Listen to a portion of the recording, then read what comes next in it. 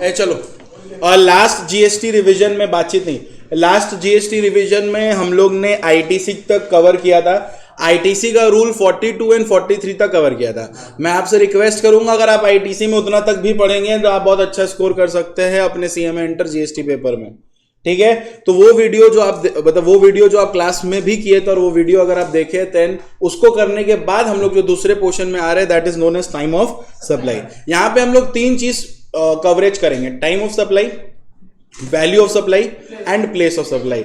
With this I am going to add one more chapter जो आपके MCQ में थोड़ा हेल्प करेगा, that is known as exemption, that is known as exemption. But I am going to complete this 4th chapter today at any cost, ठीक है। Be attentive, मैं एक एक हेड्स में ज्यादा टाइम नहीं दूंगा, इसीलिए अटेंटिव रहिएगा। उसके बाद आपका कल ऑटोमेटिकली 4 बजे टेस्ट होगा पूरे जीएसटी का, ठीक है। जो भी आप रिवीजन किए हैं उसी के बेसिस पे आप कल सवाल सॉल्व करेंगे। Are we through with this? Ready रहे? अब रेडी है? शुरू करें, आ जाइए। चैप्टर 6 जो मेरे मैट का चैप्टर 6 है वो डील करता है टाइम ऑफ सप्लाई से। जो किससे डील करता है बताइए? टाइम ऑफ सप्लाई से। अब एक बात आपको मैं बता दूं, ये जो टाइम ऑफ सप्लाई है ये बताता है कि आपका जीएसटी लायबिलिटी कब अराइज होता है। Let me help you with one thing.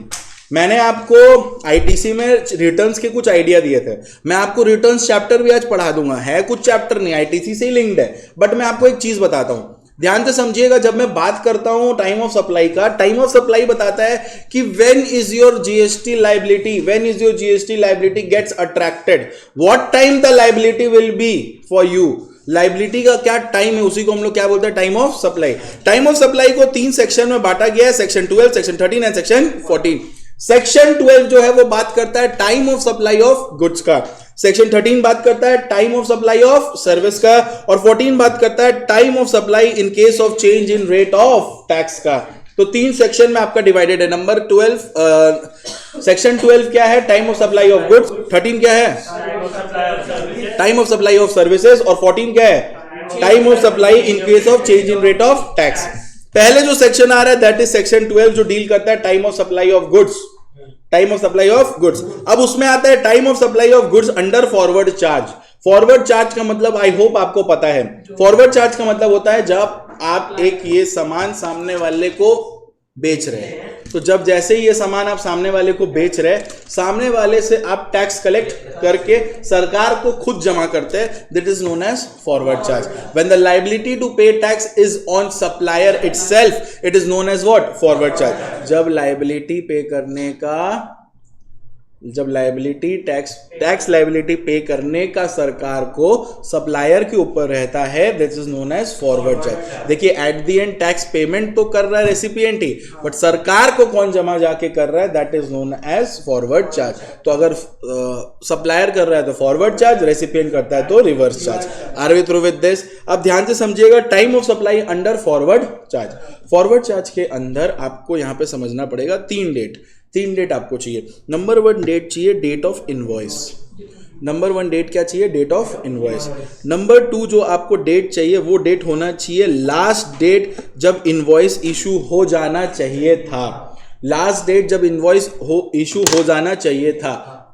Invoice issue है कि नहीं है वो बात का बात है, वो लास्ट डेट है जब इनवॉइस इशू हो जाना चाहिए था। हुआ है कि नहीं हुआ वो नहीं पता, बट वो लास्ट डेट है। इस तारीख तक इनवॉइस इशू नहीं हुआ तो वही डेट हम लेंगे आपका। डन।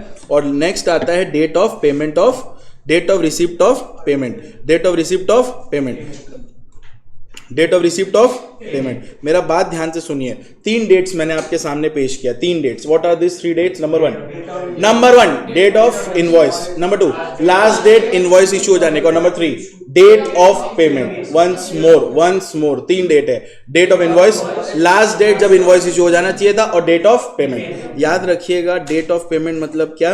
आपको कब पेमेंट मिल रहा है। अगर आप फॉरवर्ड चार्ज में हैं तो नॉर्मली क्या हो रहा है, एक इंसान माल दे रहा है इस व्यक्ति को, यस और नो। तो जब एक इंसान माल दे रहा है इस व्यक्ति को तो ये इंसान उसको पे करेगा। तो पेमेंट का नजरिया इसके व्यू पॉइंट से देखिएगा। हम सप्लायर हैं, हम माल दे रहे हैं, सामने वाला पेमेंट करेगा। तो सामने वाला पेमेंट जब जीएसटी मतलब क्या, supply of goods and service, मैं गुड्स को सप्लाई कर रहा हूँ, सामने वाला मेरे को पेमेंट देगा।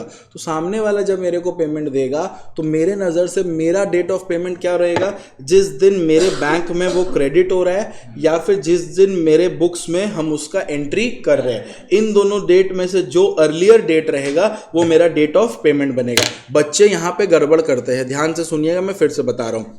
एग्जाम में डेट ऑफ पेमेंट दिया हुआ है, डेट ऑफ पेमेंट को तोड़ के दिया हुआ है। क्रेडिट इन बैंक अकाउंट का डेट अलग है, क्रेडिट इन बैंक अकाउंट का डेट मान लो 10 तारीख है और एंट्री इन बैंक अकाउंट का डेट 12 तारीख है, तो तुम्हारा डेट ऑफ पेमेंट क्या हुआ, 10 तारीख। मान लो डेट ऑफ पेमेंट तुम 8 तारीख की हो, क्रेडिट हुआ 10 को, तो तुम्हारा डेट ऑफ पेमेंट क्या हुआ, 8 तारीख। आई रिपीट माई सेल्फ, अगर तुम्हारा एंट्री पहले 8 तारीख हो गया और बैंक में क्रेडिट हो रहा है 10 तारीख को, तो तुम्हारा डेट ऑफ पेमेंट क्या है, 8 तारीख। इन payment in entry in book या फिर बैंक अकाउंट में क्रेडिट, इस दोनों में से दो डेट क्या रहेगा, अर्लियर, वही मेरा क्या बनेगा, डेट ऑफ पेमेंट, वही मेरा क्या बनेगा, date of payment. Are we through with this? तो डेट ऑफ पेमेंट वाला पोर्शन क्लियर हुआ। अब आता है लास्ट डेट, जब इनवॉइस इशू हो जाना चाहिए था, आपने इनवॉइस इशू नहीं किया। कॉमन सेंस लगाइए, मैं ये माल को मूवमेंट में रख रहा हूं, ये माल को मैं क्या कर रहा हूं, मूवमेंट में रख रहा हूं। तो अगर ये माल मूवमेंट में है, हेमा को कोई कुछ नहीं बोलेगा, अगर ये माल किस में है बोलो, ये माल किस में है बोलो, मूवमेंट में है। ये माल किस में है बोलो, मूवमेंट में है। ध्यान से सुनो, ये माल किस में है, मूवमेंट में। आज अगर ये गुड्स मेरे पास से निकल के इधर चला गया तो हमको इनवॉइस आज ही इशू कर देना चाहिए था, हमने इनवॉइस इशू नहीं किया। यहाँ पे प्रॉब्लम क्या है मैं तुमको समझा रहा हूँ, तुमको जो मेन पर्पस समझना है, जीएसटी मंथली बेसिस होता है। ध्यान से सुनना, मान लो अभी कौन सा मंथ चल रहा है, मई महीना का जीएसटी रिटर्न मंथली वाला वो फाइल होता है 20 जून तक। अब हुआ क्या, तुम ध्यान से देखो तुम कितना गलती किए। तुम क्या किए, 28 मई को 20 मई को तुम्हारे पास से गुड्स निकल चुका है, गुड्स मूव हो चुका है, यस और नो, बायर के पास जा चुका है, और तुम इनवॉइस इशू कर रहे हो 5 जून को। तो तुम क्या कर रहे हो, मई का लाइबिलिटी कब शो कर रहे हो, जून में। तो जून का जो टैक्स का पेमेंट का डेट आएगा वो क्या आ जाएगा, 20 जुलाई में। तो यही प्रॉब्लम हो रहा है, उसको वो चीज़ पसंद नहीं आ रही। वो बोल रहे नहीं भाई ये क्यों, 28 मई में तुमने मूवमेंट किया है तो 28 में भी ना लाइबिलिटी आ रहा है, तो हम 20 जुलाई का वेट क्यों करें, क्योंकि तुम इनवॉइस उस दिन इशू किया तो उसमें मेरा फॉल्ट है। अब समझ आए हम क्या बोल रहे हैं? इसीलिए last date on which invoice is required to be issued बहुत इंपॉर्टेंट हो जाता है। What are the last date, situation wise last date matter करता है, सिचुएशन वाइज, ठीक है, जैसे जैसे सिचुएशन वैसा वैसा लास्ट डेट। मान लो गुड्स का मूवमेंट, ये हम तुमको समझा पा रहे हैं, गुड्स में अगर कोई भी तरह का मूवमेंट हो रहा है, मूवमेंट मतलब गुड्स मूव कर रहा है एक जगह से दूसरे जगह, तो तुम्हारा रिमूवल डेट ही लास्ट डेट बन जाएगा इनवॉइस का, तुम्हारा रिमूवल डेट ही क्या बन जाएगा, लास्ट डेट इनवॉइस का। दूसरा, सप्लाई अगर ऐसा कर रहे हो जिसमें मूवमेंट नहीं हो रहा है, सप्लाई कुछ ऐसा कर रहे हो जिसमें मूवमेंट नहीं हो रहा है, supply not involving movement, I repeat my self, supply not involving movement, goods move नहीं हो रहा बट गुड्स डिलीवर हो जा रहा है, तो deliver to the recipient last date बनेगा। एग्जाम्पल देते हैं, जैसे कि थार का गाड़ी इधर है, गाड़ी का चाबी इधर है, नीचे थार पड़ा हुआ है, गुड्स है, यस और नो, मैंने क्या किया, ये चाबी राजू को दे दिया, गुड्स मूवमेंट नहीं हो रहा है बट वो डिलीवरी रेसिपिएंट को हो चुका है, तो जिस दिन ये डिलीवरी हो रहा है वही मेरा लास्ट डेट इनवॉइस इशू करने का, गाड़ी तो वहीं का वहीं है, ठीक है। नेक्स्ट आप पढ़ाते हैं, इधर आओ। थर्ड नंबर क्या है, कंटिन्यूअस सप्लाई। कंटिन्यूअस सप्लाई का क्या हुआ कशिश, वेदिका का भी कुछ हो रहा है, तुमको भी कुछ हो रहा है, कल पिज़्ज़ा खाया है तुम लोग साथ में,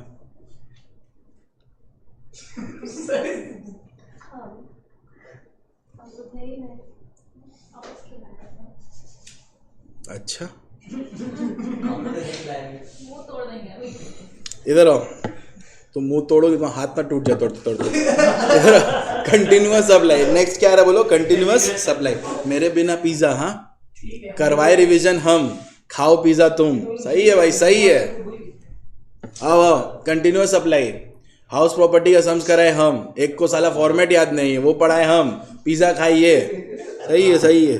कंटिन्यूअस सप्लाई, कंटिन्यूअस सप्लाई मतलब जब गुड्स में सप्लाई तुरंत तुरंत होता रहता है, ठीक है, कोई एंड नहीं है, सप्लाई होता रहता है, तो उस वक्त क्या होता है, ध्यान से सुनना, सक्सेसिव स्टेटमेंट और payment which ever is earlier. ध्यान से सुनना, यहाँ बच्चा कंफ्यूज होता है। सक्सेसिव स्टेटमेंट और पेमेंट में से जो डेट अर्लियर रहेगा वो मेरा लास्ट डेट बनेगा इनवॉइस इशू करने का। मैं एक एग्जांपल देके आपको समझाता हूँ।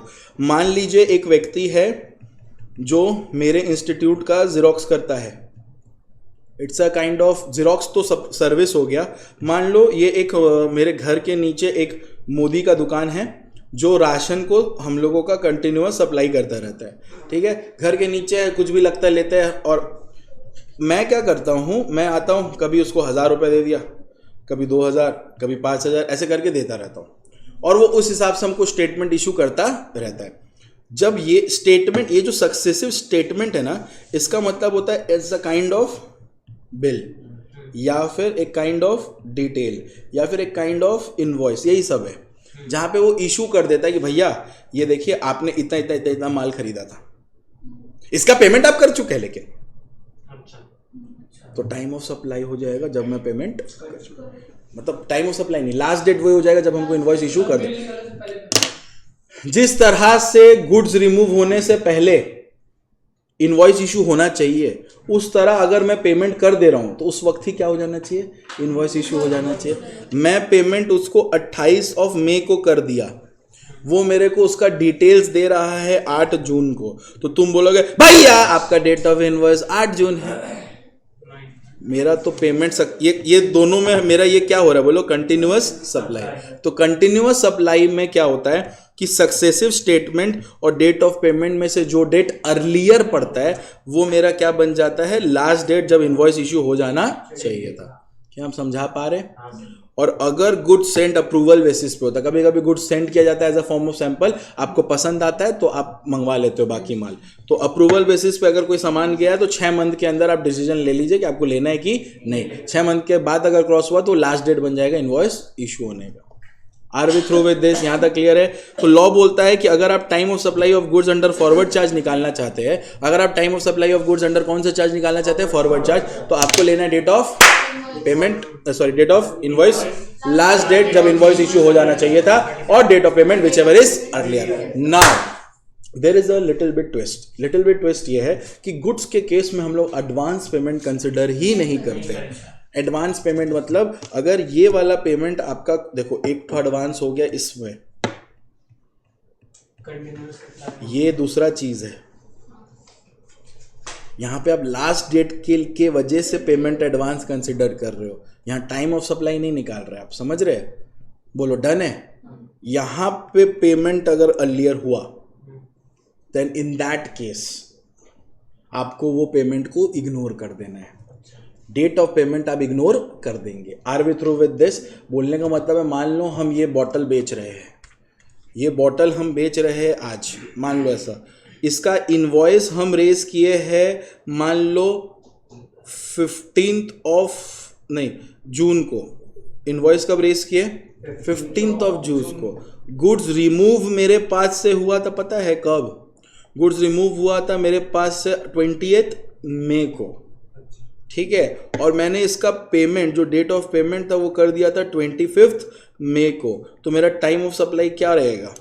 लॉ बोलता है आपका डेट ऑफ इनवॉइस क्या है। हम बोले देखो मेरा डेट ऑफ इनवॉइस ये है। बोलता है ये रिमूवल डेट जो 28 डेट है ये आपका लास्ट डेट बनेगा। तो दो तो डेट हुआ है, 15 जून रिमूवल डेट, डन। तो 15 जून, 8 ऑफ मई। अब मेरा डेट ऑफ पेमेंट क्या है? नहीं, ये 20th में था, सॉरी। और डेट ऑफ पेमेंट क्या है? 25 मई। लॉजिक के हिसाब से अर्लियर डेट कौन सा हो रहा है? 25 मई। तो मेरा टाइम ऑफ सप्लाई 25 मई होना चाहिए, बट लॉ बोलता है नहीं, गुड्स के केस में एडवांस पेमेंट आप कंसिडर नहीं करेंगे। गुड्स के केस में आप ये डेट वाला नहीं लेंगे। देन हमारा डेट ऑफ, मतलब अब कौन सा अर्लियर हो जा रहा है? अब अर्लियर हो जा रहा है 28 मई। तो मेरा टाइम ऑफ सप्लाई क्या रहेगा? 28 मई। क्या हम समझा पाए कि नहीं पाए? क्लियर हुआ अच्छी तरह से? बोलो डन है? नेक्स्ट, ये जो आप पढ़े this was time of supply of goods. अब नेक्स्ट जो आ रहा है, now it's a turn off time of supply of goods under reverse charge. Time of supply of goods under reverse charge. Now let me explain you one thing.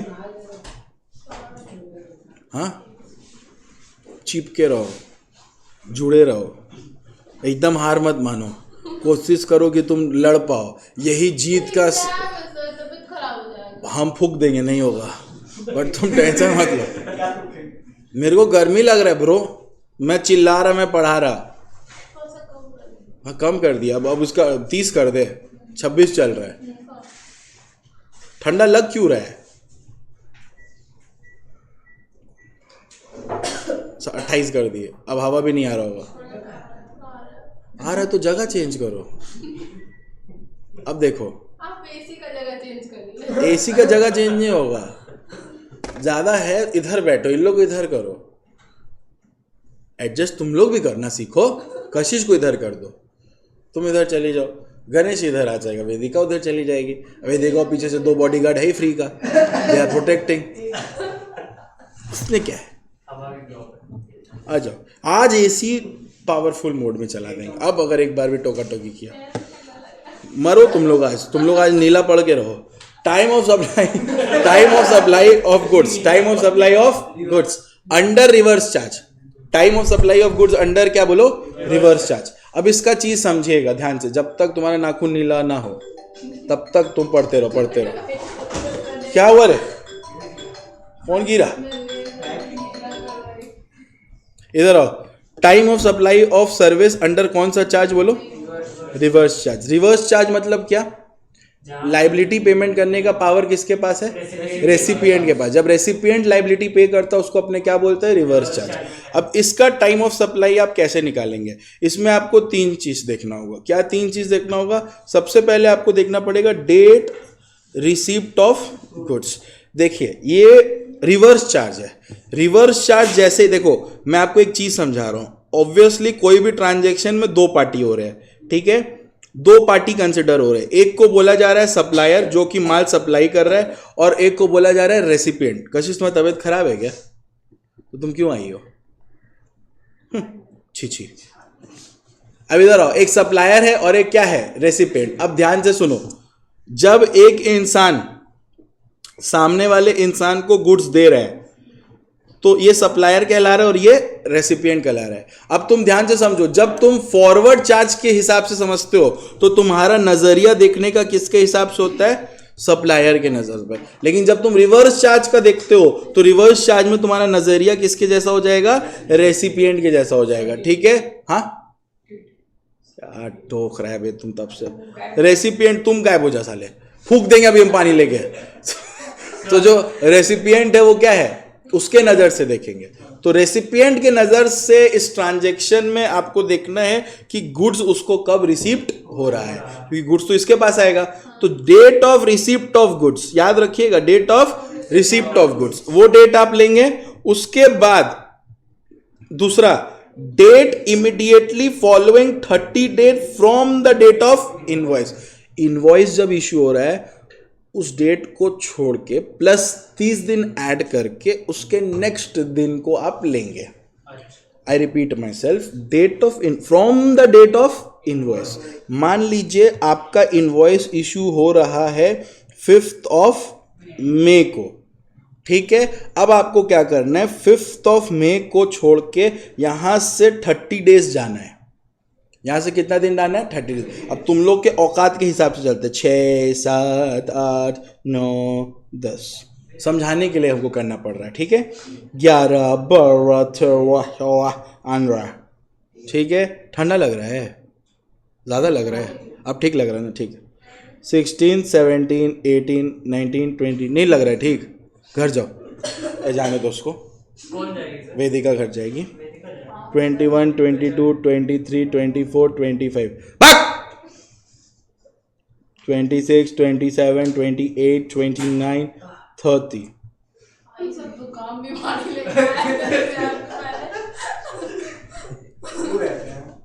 ठीक है। अब मई में 31 होता है ना, क्लियर है। अब 1, 2, 3, 4, 5, 6, 7 ये सारा जून है, ठीक है। अब तुमको 30 डेज काउंट करना है।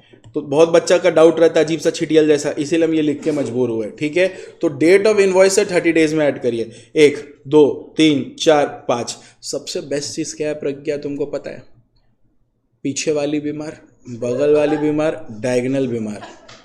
अब एक ठो डायगोनल यहाँ अगर हो जाता तो तुम खत्म थी। तुम भी बीमार बोल दो ना थोड़ा सा। कोविड तो बार हुआ है, मैं बहुत वीक है इम्यूनिटी पावर। 1 2 3 4 5 6 7 8 9 10 11 12 13 14 15 16 17 18 19 20 21 22 23 24 25 26 27 28 29 30। समझ आ रहा है? तो 30 दिन आपका कंप्लीट हो रहा है कौन सा डेट में? 4 जून। अब आपको लेना उसके जस्ट नेक्स्ट डे। बगल वाला नेक्स्ट डे क्या है? 5 जून। समझा पाए? इस लाइन का मतलब समझ आए? Date immediately following 30th day from the date of invoice. ठीक है। और नेक्स्ट आता है डेट ऑफ पेमेंट। अब डेट ऑफ पेमेंट में आपको यहां पे नजरिया किसका रखना है बोलो तो? रेसिपिएंट का नजरिया रखना है। तो रेसिपिएंट के नजरिए से पैसा आएगा कि जाएगा? जाएगा। इसीलिए जाने वाले को कौन रोक सकता है? इसीलिए डेबिट इन बैंक अकाउंट या फिर payment in entry in books, which ever is earlier. जिस तरह प्यार है वो आता है और जाता है। बेचारा विकास कहीं का नहीं बच रहा है। अब देखो तो डेट डेबिट इन, तुम किस लिहाज से रहे? तेरा तो 8-9 प्यार है। Debit in bank account, debit in क्या बोलो? Bank account, debit in bank account और payment entry in book, which ever is earlier. ये आपका डेट ऑफ पेमेंट बनेगा। ये वाला आपको समझ आ गया। और ये जब आपको गुड रिसीव हो रहा है, which ever date is earlier. लेकिन ध्यान से याद रखिएगा या अच्छा से समझिएगा, या प्यार से समझना चाहे तो अच्छा से और समझिए। दैट इज गुड्स के केस में एडवांस पेमेंट आप कंसिडर नहीं करेंगे। मान लीजिए बाई चांस ये डेट अर्लियर आ जाए, देन फिर भी आप इसको कंसिडर नहीं करेंगे। इस दोनों में से देन कंसिडर करेंगे। देन भैया हम लोग वो क्यों फॉलो कर रहे हैं? लॉ में तो लिखना पड़ेगा जो प्रोविजन है, उसके बाद तुमको ये भी लिखना पड़ेगा in case of goods advance payment shall be ignored. कभी पानी फेंक रही हो, कभी बैग फेंक रही हो। हम लोग का क्वेश्चन मेंशन करेगा ना? सब करेगा। नहीं, क्वेश्चन कभी मेंशन नहीं करेगा, ये रिवर्स चार्ज है। क्वेश्चन मेंशन नहीं करेगा, ये रिवर्स चार्ज। आपको रिवर्स चार्ज पढ़ के समझना पड़ेगा, ये रिवर्स चार्ज है। अब जैसे कि आर्बिट्रल ट्राइब्यूनल, जैसे कि कुछ गुड्स, बीड़ी बेच लो, बीड़ी, यही तो ऐसा ऐसा चीज वो बता देगा। और अगर वो क्वेश्चन में, अच्छा और एक चीज जो बहुत कम लोग बताएंगे, अगर रिवर्स चार्ज का क्वेश्चन आएगा तो वो लोग ज्यादातर सर्विस में जाएंगे, गुड्स में नहीं जाएंगे। ये ध्यान रखना, ठीक है? इस तरह से ध्यान रखना। आओ आओ आओ, क्या टाइम आने का? तो क्यों आई? चलो घुसो। और ये पापी कौन है? तुम पढ़ने आई हो? उसी को भेज देती, आ गए ना सॉरी। बाथरूम वही जाती है तुम्हारे बदले। हाँ, ऐसा होता तो कर लेती, सारा गंदगी पेट में रख लेती अपना।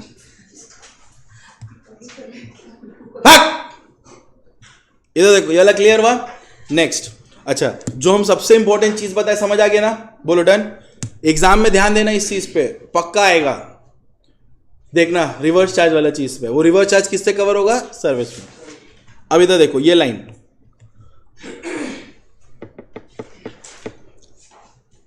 Sir forward charge reverse charge दोनों में मिलेगा ना एडवांस पेमेंट? हाँ गुड्स में। बोलो गुड्स में। आधा बात करने का आदत हो गया। इधर देखो, चुप रहो युवानी, मुंह तोड़ देंगे एकदम, एकदम चुप। Where it is not possible, where it is not possible to determine time of supply, अगर किसी भी एंगल से टाइम ऑफ सप्लाई डिटरमाइन करना पॉसिबल नहीं है, तो जो एंट्री आप बुक्स ऑफ अकाउंट में करेंगे रेसिपिएंट का, वही टाइम ऑफ सप्लाई माना जाएगा। Very very very important. ये लाइन एक लाइन खुद में एक बड़ा सा सम है। I repeat myself, where it is. क्या वो ठंडा लग रहा है? ज्यादा ठंडा लग रहा है? देख तो नाखून नीला हुआ, शुरू हुआ, हो रहा है ना? होने दे, आज तुम खत्म हो ही जा। आज तुमको कोई नहीं रोक सकता। आज तुम देख, उसको पावरफुल मोड कर दे। नहीं सर। तुमको क्या प्रॉब्लम है? तुमको भी लग रहा है? हाँ। निकलो क्लास के बाहर। आज कुछ नहीं होगा, आज तुम लोग का मौत है। आज जिस लेवल का हम टॉर्चर करेंगे ना तुम लोगों को। इधर देखो, इसको भी पावरफुल मोड करे। आओ, इधर सर, इधर से सर ठंडा लग रहा है सर। तुम उसको जैसे तुम्हारे ऊपर हवा आए, तुमको क्या सिखाया? ऐसे करो, वो हट के चला जाएगा। लड़का तो नहीं जोड़ के चल जाएगा। मत मानो। ठंडा ज़्यादा लगता है। तुम्हारे पता है ज़्यादा अच्छे से होगा ये। अरे तेरे लिए बता रहे अपने लिए नहीं। अब ठीक है, ठंडा लग रहा है, सीरियसली लग रहा है। ए गणेश, उसको ले जाओ ना बाहर, क्लास के बाहर करो उसको। क्यों आई हो तुम? तबीयत खराब है ना तुम्हारा? हाँ, उसको ऑक्सीजन मिल जाएगी। हम चिल्लाते रहते इसीलिए आई हो? हाँ, तो एसी बंद करना चाहती हो कि नहीं चाहती हो? जाने दो उसको।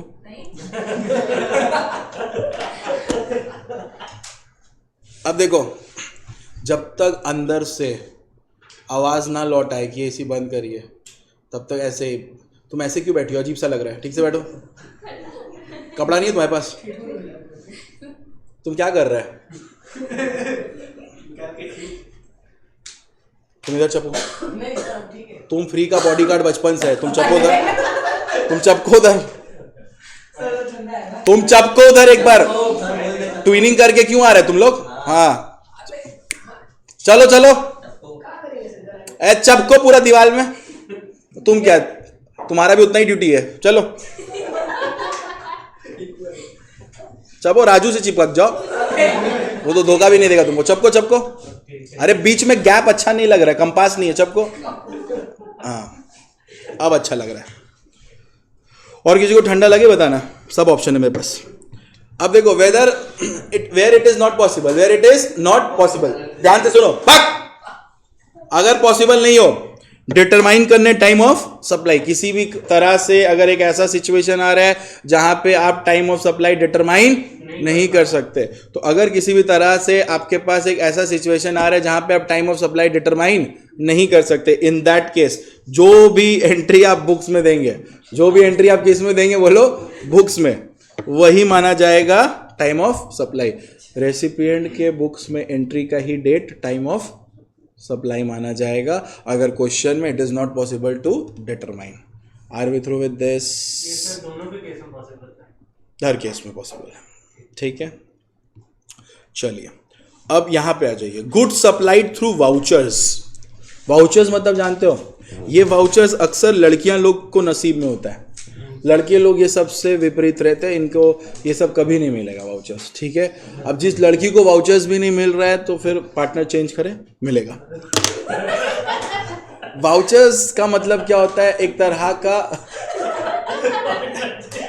तरह का गिफ्ट होता है जब आपको आपकी गर्लफ्रेंड के बारे में कुछ अता पता ना हो, अगर वो थोड़ा सा तारे जमीन पर टाइप हो कि उसका क्या मूड है, क्या सामान लेने का, उसका बर्थडे आ रहा हो, इन दैट केस आप ये वाउचर्स को यूज कर सकते हो। ये वाउचर्स क्या होता है? एक तरह का गिफ्ट कार्ड होता है, एक फैंसी नेम है इसको, गिफ्ट कार्ड। मान लो प्रज्ञा का एक पर्सनल बॉयफ्रेंड है, ठीक है।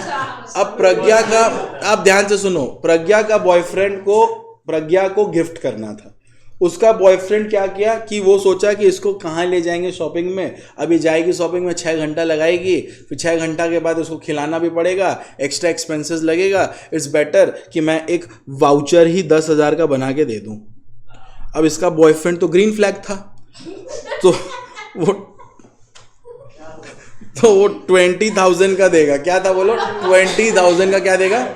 गिफ्ट कार्ड देगा। बट इसका बॉयफ्रेंड कुछ ज्यादा ही ग्रीन फ्लैग था, तो 70,000 का गिफ्ट कार्ड देगा। कितना हजार का बोलो?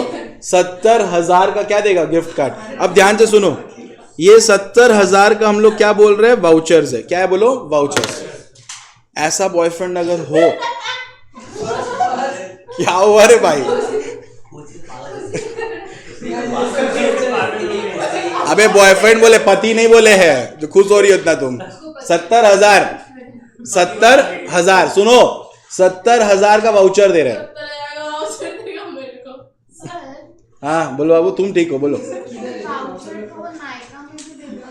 कहीं से भी दो, तुम वेस्ट साइड से भी वाउचर ले सकती हो, क्वेस्ट मॉल से भी लेके दे सकती हो, मेरे को सब कुछ है, ऑप्शंस अवेलेबल है। तो क्यों वाउचर से तुम लोग गर्लफ्रेंड बॉयफ्रेंड को देता है? ये कौन हिसाब है ये?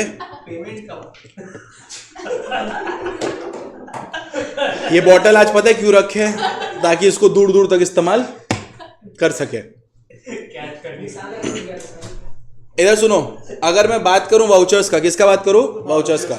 अब मान लो उसका बॉयफ्रेंड को पता नहीं है इसको एक्चुअल में क्या चाहिए। अब मान लो, जहाँ तक मेरे को याद है, रिलायंस डिजिटल भी है, रिलायंस फुटवेयर भी है, रिलायंस क्लोथ्स भी अलग अपना उसका चलता है, 3 डिपार्टमेंट्स, राइट, जो भी है। अब ये 70,000 का वाउचर ले लिया। नाउ ये वाउचर जब वो ले रहा है, अगर आप चेक करेंगे कि टाइम ऑफ सप्लाई इस वाउचर का क्या रहेगा, अगर गुड्स उसी समय आइडेंटिफिएबल हो जाता है, मतलब वाउचर इशू करने के वक्त हमको ये पता रहता है कि ये व्यक्ति इस वाउचर से पर्टिकुलर यही सामान रहेगा जिस पे जीएसटी रेट इतना ही लगता है, तो date of issue of voucher will be the time of supply. जिस दिन वो वाउचर इशू कर रहा है वही मेरा क्या बन जाएगा? टाइम ऑफ सप्लाई, क्योंकि हमको पता है कि वो गुड्स क्या है, क्या रेट है, क्या सब कुछ है।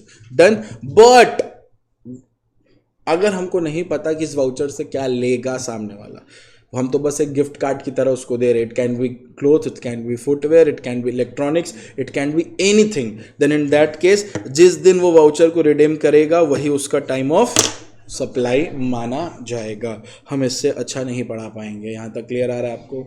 डन। नेक्स्ट आ जाइए, time of supply of goods क्या रहेगा रेसिडुअल केसेस में। रेसिडुअल केसेस मतलब आप अगर किसी और इस पूरे सिनेरियो में कहीं और आप फॉल नहीं कर रहे हो, इन दैट केस जब आपका रिटर्न फाइल रहता है वही मेरा टाइम ऑफ सप्लाई बन जाएगा, या अदर केस में जब आप जीएसटी पे करेंगे वही टाइम ऑफ सप्लाई बनेगा। अदर केसेस का मतलब आप समझे? अदर केसेस मतलब मान लो तुम जीएसटी का चोरी चमारी किया था, ठीक है, तुम्हारे ऊपर छापा पड़ा, तुम्हारे ऊपर छापा पड़ा तो तब तुम पे किया ना, तो जब तुम पे किया वही तुम्हारा टाइम ऑफ सप्लाई था, क्योंकि इतना देर से तुम जीएसटी चोरी कर रहा था। For exam oriented till exam orientation, जब तक आपका एग्जाम ओरिएंटेड मैं जो लेक्चर दे रहा हूँ, रिविजन कर रहा हूँ, आपको इससे आगे का कोई भी टॉपिक यहाँ से पढ़ने की जरूरत नहीं है। अब इधर आ जाइए, नेक्स्ट आता है time of supply of service. आपने पढ़ लिया सेक्शन 12, अब आप पढ़ रहे सेक्शन 13। सेक्शन 13 जो है वो डील करता है time of supply of services है। अब देखिए सर्विस क्या होता है, सर्विस क्या नहीं होता है, उस पर भी एक अच्छा खासा डिस्कशन कर लेते थे। अब ध्यान से समझिए, time of supply of service का सेक्शन कौन सा बताइए? 13। सेक्शन 13 में हम लोग यहाँ पे डिस्कस करने वाले time of supply of goods के बारे में, time of supply of service के बारे में, अंडर कौन सा? Forward charge. मैं यहाँ बता दूँ, यहाँ पे आपको पेमेंट का एडवांस पेमेंट भी कंसिडर आप कर सकते हैं, बट एक चीज़ है कि पेमेंट जो एडवांस पेमेंट हो रहा है वो 1000 रुपया या उसके ऊपर होना चाहिए, तब आप एडवांस पेमेंट वाला कंसिडर करेंगे टाइम ऑफ सप्लाई का। यस और नो? डन है ना? अच्छी तरह से गुड्स के केस में आप इग्नोर करते हैं, यहाँ पे आप कंसिडर कर लेंगे टाइम ऑफ सप्लाई ऑफ क्या? सर्विस का, अंडर कौन सा चार्ज? फॉरवर्ड चार्ज, और उसका जो एडवांस पेमेंट वो कंसिडर आप कर लेंगे। तो सबसे पहले सर्विस के केस में यहाँ पे क्या सिनेरियो होता है, देखिए यहाँ पे भी आपको 2 डेट चाहिए। एक तो डेट ऑफ पेमेंट चाहिए ही चाहिए, और दूसरा के साथ थोड़ा खेलना पड़ेगा, ठीक है। खेलना कैसे? यहाँ पे क्या करना है, चेक करना है कि जिस दिन आप सर्विस दिए थे क्या इनवॉइस उसी 30 या 45 दिन में इशू हो चुका है? 30 दिन या 45 दिन में क्या सर्विस, आज सर्विस दिए तो आज से कितना दिन के अंदर? 30 दिन या 45 दिन। बैंकिंग नॉन बैंकिंग का डेट सही है, 30 और 45, ठीक है। 30 दिन या फिर 45 दिन के अंदर आपका इनवॉइस इशू हो चुका है। अगर इनवॉइस इशू हो चुका है तो इनवॉइस डेट आप लेंगे, ठीक है, अगर इशू हो चुका है। अगर इशू नहीं हुआ है देन कंप्लीटेशन डेट लेंगे, उसको कंपेयर करेंगे डेट ऑफ पेमेंट से, which ever is earlier. I repeat myself, date of payment is constant, वो रहेगा ही कंपैरिजन पे। यहां पे आपको चेक करना है क्या इनवॉइस 30 दिन के अंदर इशू हो गया था। तो अगर इनवॉइस 30 दिन के अंदर इशू हो गया था, यस, तो आप कौन सा डेट लेंगे? Invoice date. इनवॉइस डेट को डेट ऑफ पेमेंट से क्या करेंगे? कंपेयर करेंगे। जो डेट अर्लियर आएगा वही आपका बनेगा time of supply of service. समझ आ रहे? Under forward charge. मान लीजिए कंप्लीटेशन ऑफ सर्विस से 30 और 45 दिन के अंदर इनवॉइस इशू नहीं हुआ था, then in that case completion date को आप कंपेयर करेंगे डेट ऑफ पेमेंट से, विच एवर इज अर्लियर, वही आपका क्या बनेगा? Time of supply. क्या हम आपको समझा पा रहे हैं? क्या आप पढ़े लिखे हैं ना? समझ आ रहा है अच्छी तरह से?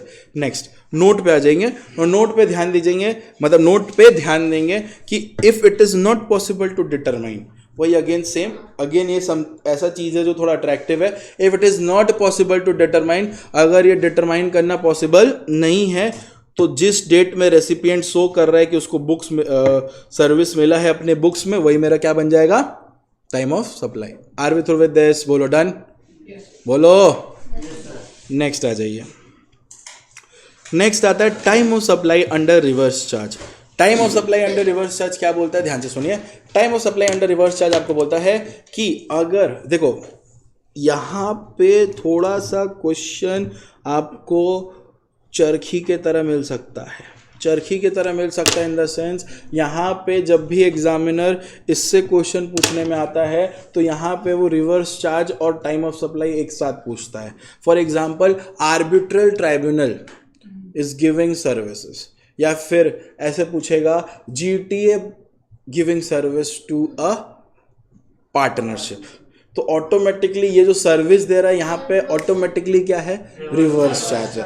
क्यों? क्योंकि रिवर्स चार्ज में पढ़े। अगर आप नहीं पढ़े तो कॉन्टैक्ट फर्स्ट वीडियो, उसमें को भी हम मन से ही पढ़ाए थे। डन है? तुम लोग मेरे से क्लास ही करवा रहे हैं, पता है, तो थोड़ा फास्टर मोड में, एकदम हम रिवीजन की तरह नहीं पढ़ा रहे, एकदम नहीं पढ़ा रहे, प्रॉपर क्लास करवा रहे, बस थोड़ा फास्ट करवा रहे, लेकिन ये क्लास पूरा है, ठीक है। तो time of supply of service under reverse charge, इसके अंदर तुमको समझना पड़ेगा क्या करना है। सबसे पहले तुमको देखो एक चीज़ याद रखना, एक चीज़ याद रखना, यहाँ पे कोई इनवॉइस डेट नहीं है, यहाँ पे सिर्फ 2 डेट है।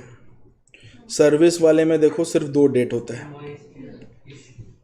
ठीक है, लेकिन टाइम ऑफ सप्लाई में 3 होता है, सर्विस में हमेशा 2 होता है, ठीक है। अब यहाँ पे रिवर्स चार्ज वाले में 2 ही होता है।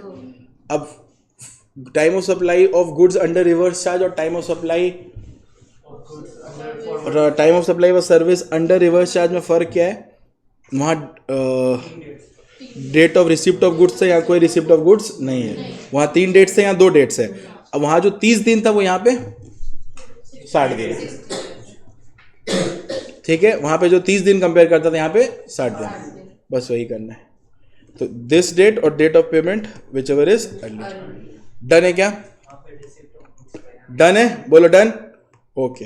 अब जो नेक्स्ट आता है section, that is section 14। Section 14 जो है वो बात करता है change in rate of tax है। वो किससे बात करता है बताओ?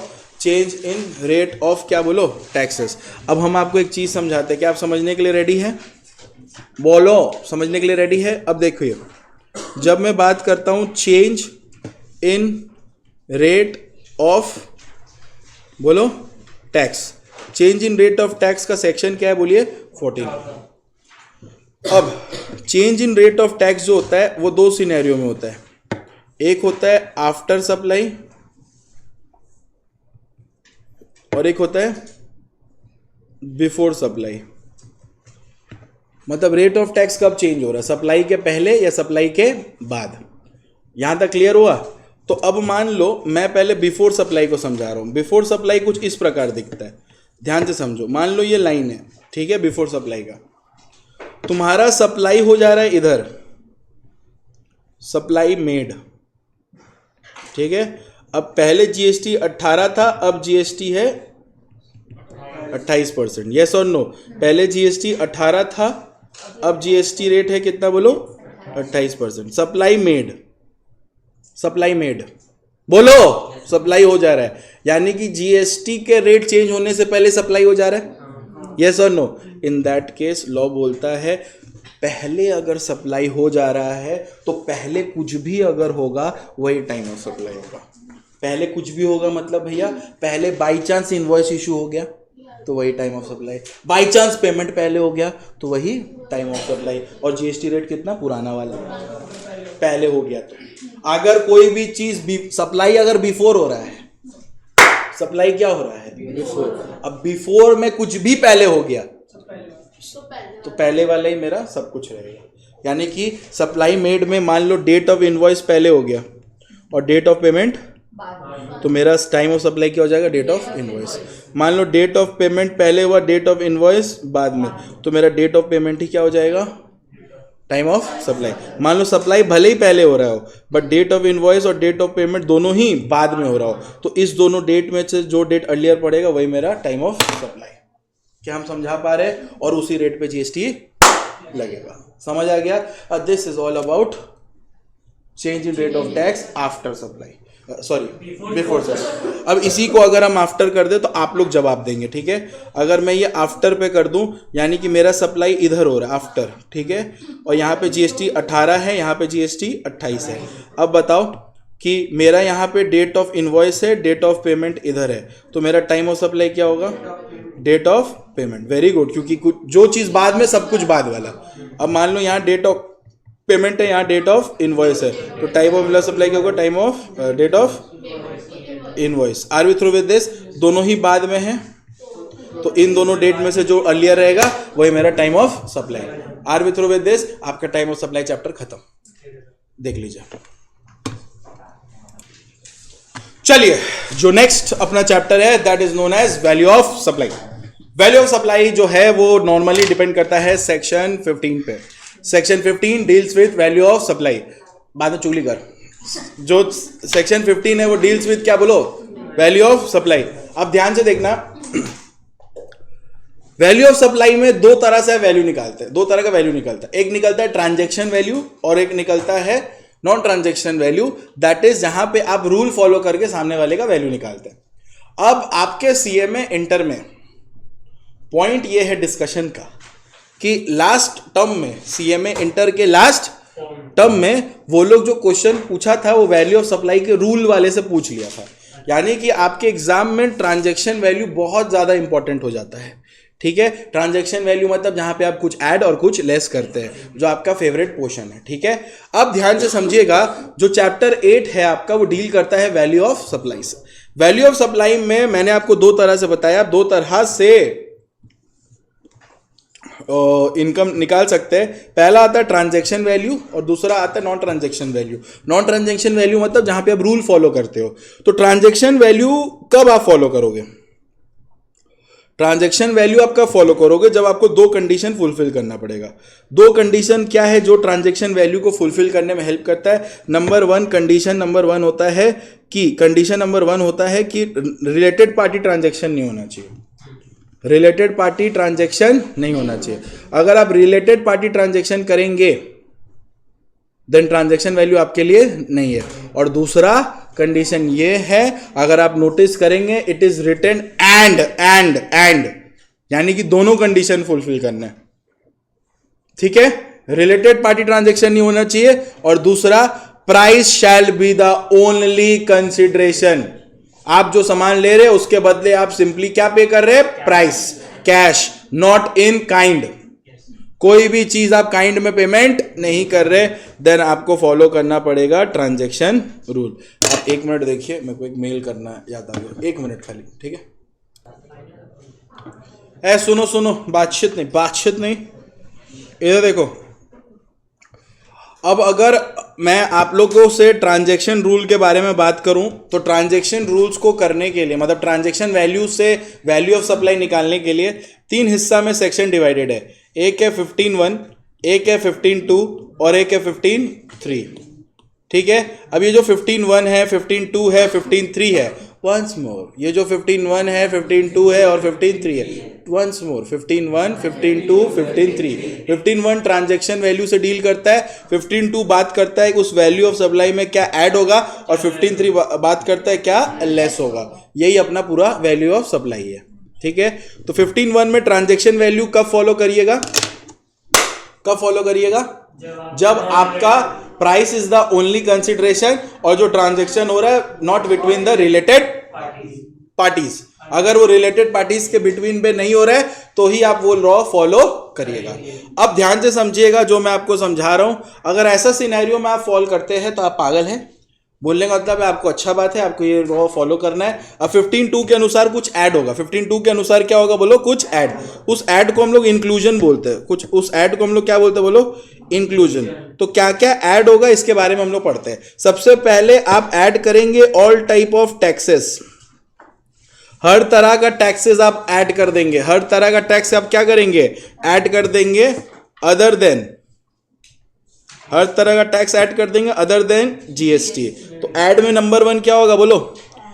हर तरह का टैक्स ऐड होगा अदर देन क्या बोलो? जीएसटी। यस और नो बोलो। डन।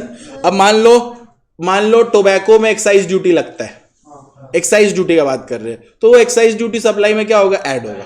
ठीक है, म्यूनिसिपल टैक्स लग रहा है, ये सब टैक्सेस क्या होगा, ऐड होगा। लेकिन कौन सा टैक्स ऐड नहीं होगा, जीएसटी वाला ऐड नहीं होगा। तो इंक्लूजन में नंबर 1 क्या आता है, हर तरह का टैक्स ऐड होगा except GST. Are we through with this? Next number 2 आता है third party payment. Third party payment, इस लाइन का मतलब है कि जब पेमेंट रेसिपिएंट करता है, जो ड्यूटी था किसका पेमेंट करने का, सप्लायर का, payment made by recipient on behalf of supplier. I repeat myself, payment made by a recipient on behalf of supplier.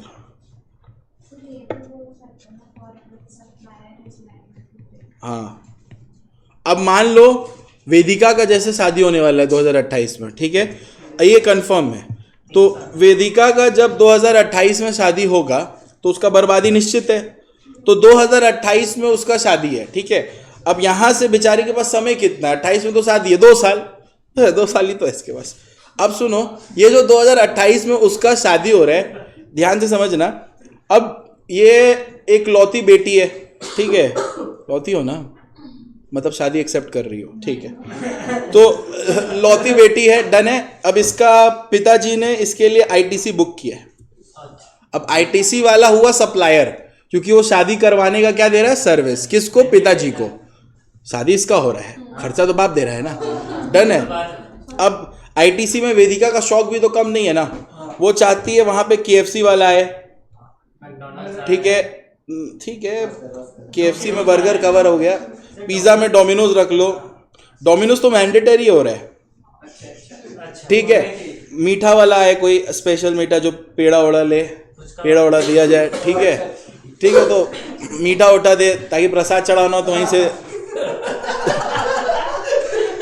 सामने पड़े, ठीक है। अब ध्यान से समझो कि ये जो केएफसी हुआ, डोमिनोज हुआ, मीठा वाला हुआ, अब अचानक से ये लोग सब स्टॉल लगा रहे हैं, यस और नो। अब आईटीसी उसके पिताजी से ज्यादा नहीं 1 करोड़ ले रहा है, ठीक है, 1 करोड़ ले रहा है शादी कराने का।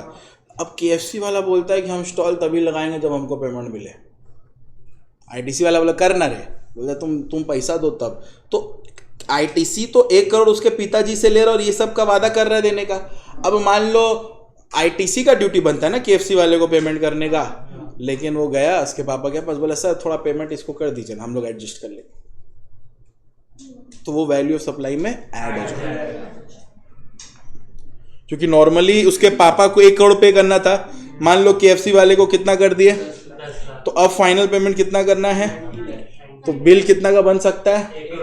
गवर्नमेंट बोलता है कि भैया देखो बिल बनने का चांसेस हाई संभावना 90 लाख है क्योंकि थर्ड पार्टी पेमेंट कर दियो, लेकिन वो सब नहीं, आप उसको वैल्यू में क्या करोगे, ऐड। भले तुम पे करो 90 लाख ही, बट वो वैल्यू में ऐड होगा। Are we through with this? तो इसको थर्ड पार्टी पेमेंट बोलते। कितना गंदगी करवा दिया तुम लोग। आज वेदिका भूतनाथ गई थी बाबू? हाँ, कल जाना, कल सोमवार है, 16 सोमवार जाने से तुमको तुम्हारा प्यार मिल जाएगा। नहीं, इसीलिए तो बोल रहे हैं। डन। थर्ड पार्टी पेमेंट समझ आया कि नहीं आया तुम लोग को? बोलो ना। श्योर। तो ये थर्ड पार्टी पेमेंट था। डन। नेक्स्ट आता है incidental.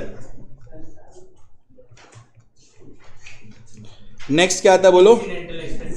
Incidental expenses. Incidental expenses मतलब हर वो खर्चा ऐड हो जाएगा जो इस सप्लाई से रिलेटेड है, जो एक सप्लायर चार्ज कर रहा है किससे? रेसिपिएंट से, डिलीवरी से पहले। क्या क्या चार्जेस है जो इंसिडेंटल है? Number 1 packing. नंबर 1 क्या बोलो? पैकिंग। Number 2 labelling. नंबर 2 क्या बोलो? लेबलिंग। नंबर 3 बोलो फ्रेट। फ्रेट भी तो है, ट्रांसपोर्टेशन, फ्रेट, वो भी ऐड होगा।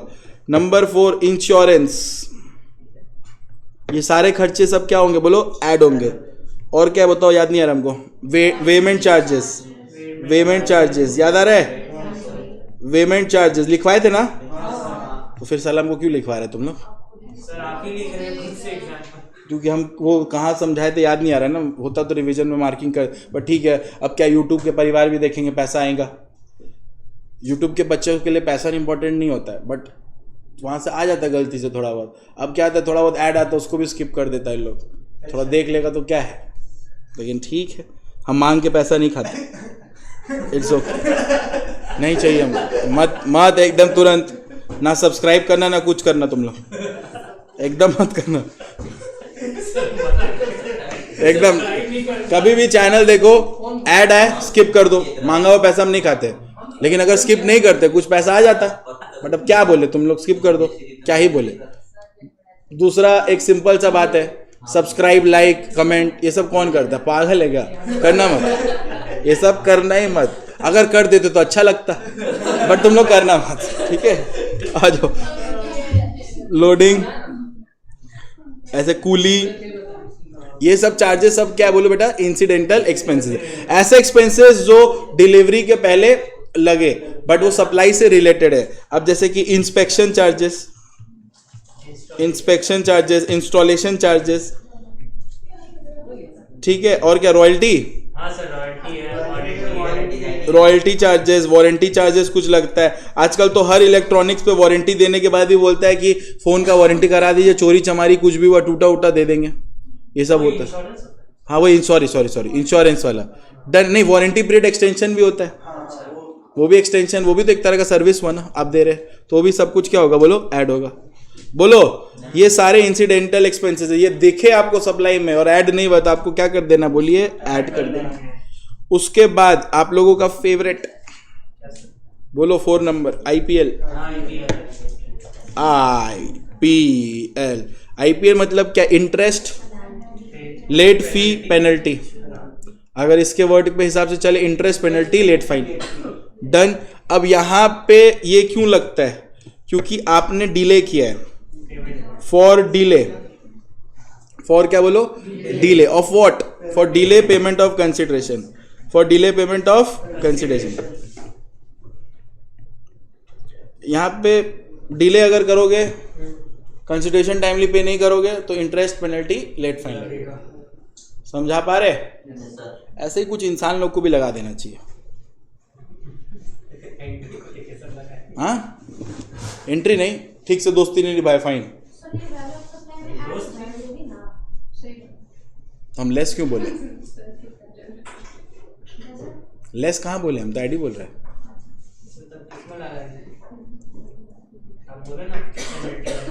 पेनल्टी लगाना चाहिए इंसान लोग के ऊपर, दोस्ती नहीं निभाया।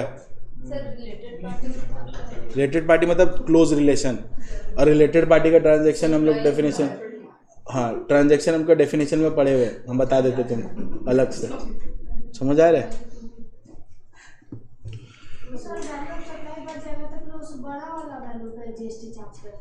जो टोटल करके ऐड करके आएगा उसी पे जीएसटी चार्ज होता है। आप पहले एक तो नॉर्मल ट्रांजैक्शन वैल्यू दिया रहेगा क्वेश्चन में, ये देखिए ऐसे, ये देखिए ये लिस्ट प्राइस एक तो दिया हुआ है, ठीक है। अब ये सब ऐड नहीं है तो ये ऐड करो, ये ऐड नहीं होगा क्योंकि जीएसटी है, पैकिंग चार्जेस ऐड करो, ऐड कर दी 5000 1000। अब और कुछ ऐड होगा तो ऐड करना, कुछ लेस होगा तो लेस करना, उसके बाद जो आएगा उसी पे जीएसटी लगा देना। ठंडा लग रहा है, वेदिका को पकड़ लो। वेदिका नहा के आई हो, वो बोल भी रही है पकड़ने।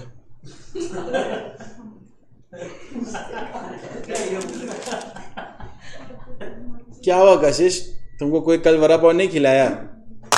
हाँ, वेदिका को पता है क्या क्या हो रहा है, कितना तकलीफ में वो। कल उसको ऐसा क्या मन्नत मांग लिया कि बुखारी में चली गई बेचारी।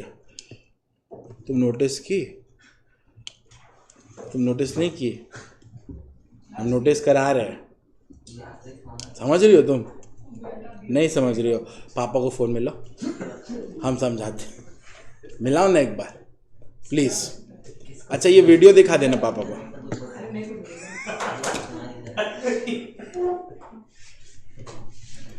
ए लड़की समझी, उससे दूर हो बाबू, एकदम दूर हो उससे। तुमसे प्रॉब्लम? कौन बोला तुमको? तुम हीरा हो मोती हो जो नदी में पाए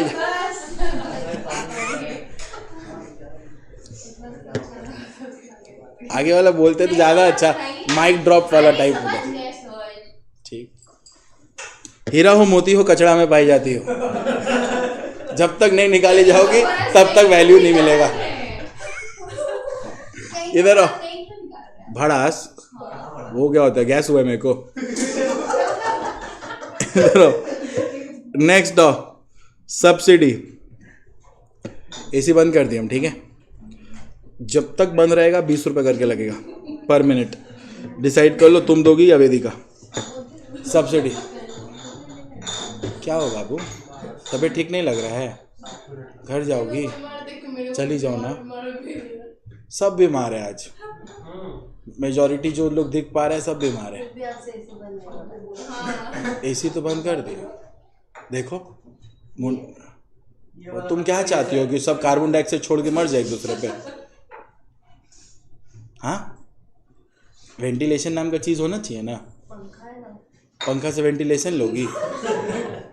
ठीक है, तुमको बंद कमरा में पंखा चला देंगे, वेंटिलेशन हो जाएगा तुम्हारा। एसी नहीं तो जंगला खोलो। और हम जैसे ही जंगला खोलेंगे कबूतर है अपने बाहर, चूहा है अपना, ये सब लोग से मिलना है तुमको। ये तो पीछे उतना जो साइज का उसमें वेदिका आराम से निकल सकती है, आराम से, सोचना ही नहीं है। ए बाबा क्या बोल रहे हम। छे ए सुनो, अब इसको लेके बहुत प्रॉब्लम है। सब्सिडी साउंड्स लाइक दीदी बट इट्स एक्चुअली सब्सिडी, ठीक है। अब ये जो सब्सिडी होता है ये क्या बोलता है, सब्जी, फिर पबजी बोलेगा। अब देखो सब्सिडी क्या होता है, it's a benefit given, it's a benefit given to reduce the price. Subsidy दिया जाता है प्राइस को क्या करने के लिए, कम करने के लिए। अगर प्राइस को कम करने के लिए सब्सिडी दिया जा रहा है तो प्राइस कम हो रहा है, गवर्नमेंट बोलता है कम नहीं होगा, टैक्स हम बढ़ा के लेंगे। तुम प्राइस घटाए हो घटाओ, बट हम अपने टैक्स को कैलकुलेट करेंगे प्राइस बढ़ा के। तो सब्सिडी ना, यहाँ पे इसका कुछ एनालिसिस करना पड़ेगा, जो बच्चे बहुत ही मुश्किल से ही इस सब्सिडी को समझ पाते हैं। अब हम क्या करेंगे ना, इस सब्सिडी का 2 टुकड़ा कर देंगे। शायद किए हुए भी होंगे, बट ठीक है, सब किया हुआ है तो तुम लोग फिर क्यों करवा रहे हैं मेरे से रिवीजन? रिवीजन के नाम पे पूरा चैप्टर करवाते हैं। गिवन बाय, अगर सब किया हुआ तो सम्स कर लेगा ना तुरंत। गिवन बाय गवर्नमेंट और गिवन बाय अदर्स। राजू पगलाओ मत। गिवन बाय क्या बोलो, गवर्नमेंट। गिवन बाय क्या बोलो, गवर्नमेंट। अगर गवर्नमेंट का सब्सिडी दिया हुआ है मतलब प्राइस कम कौन करवा रहा है, तो गवर्नमेंट खुद ही बोल रहा है यार रहने दो ना, हम कम प्राइस पे टैक्स लेंगे, हमको कोई प्रॉब्लम नहीं। लेकिन गिवन बाय गवर्नमेंट, तो यहाँ पे क्या लिखा है, नॉट टू बी एडेड। कहाँ पे, in value of supply. Are we through with this? और अगर गिवन बाय अदर्स है, गिवन बाय क्या है बोलो, अदर्स, तो गिवन बाय अदर्स का 2 टुकड़ा है। गिवन बाय अदर्स का कितना टुकड़ा है बोलो, 2 टुकड़ा। पहला टुकड़ा है सब्सिडी जो है, सब्सिडी जो है वो लिंक्ड टू प्राइस है, लिंक्ड टू प्राइस, ठीक है। और दूसरा है नॉट लिंक्ड टू प्राइस। अगर कोई सब्सिडी है जो लिंक्ड टू प्राइस है और दूसरा है नॉट लिंक्ड टू प्राइस, तो अगर सब्सिडी ऐसा है, वाह और छीक दो एकदम, अगर कोई ऐसा सब्सिडी है जो लिंक टू क्या है बोलो, प्राइस है। लिंक्ड टू प्राइस मतलब प्राइस कम हुआ है, वैल्यू जो वैल्यू आपको दिखा रहा है उससे लिंक्ड टू प्राइस मतलब उसका वैल्यू कम हुआ है, तो उसको क्या करोगे, ऐड कर दोगे। और नॉट लिंक टू प्राइस है तो ऐड नहीं होगा, नॉट टू बी एडेड। क्या हम समझा पा रहे हैं? आपको वैल्यू ऑफ सप्लाई में समझना पड़ेगा कि ट्रांजैक्शन वैल्यू में ये सब कुछ का क्या हो रहा है, एडिशन। गवर्नमेंट चाहता है कि खाली नॉर्मल ट्रांजैक्शन वैल्यू पे वो टैक्स ना ले। अगर ये सब अमाउंट एडेड नहीं है तो गवर्नमेंट चाहता है कि ये सारे अमाउंट ऐड हो, उसके बाद वो टैक्स ले। क्या हम आपको समझा पाए क्या? Okay, let's have a drinks break. Drinks break है हमारा 2 मिनट का। ला भाई, आयो। क्या हुआ? इधर आओ। क्या हुआ? इधर आओ। एसी चल रहा है, और जोर कर दे, ठंडा लग रहा है। बस बंद। हेमा बोल दी एसी बंद, मतलब एसी बंद, कोई डिस्कशन नहीं होगा आगे। उसी को ट्रीट करना चाहिए। नेक्स्ट क्या है बोलो? Discount, deduction. साला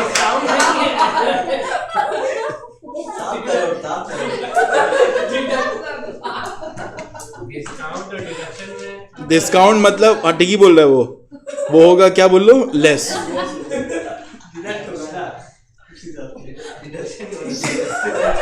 अबे हम लिखे डिस्काउंट, तुम पढ़ा डिडक्शन, मुझ पे रिएक्ट किया। तुम मीन क्या क्या मुझ पे रिएक्ट नहीं किए। लड़कियां जैसे बोलती है आई लव यू, मीन नहीं करती है, तो वो डिफरेंट चीज।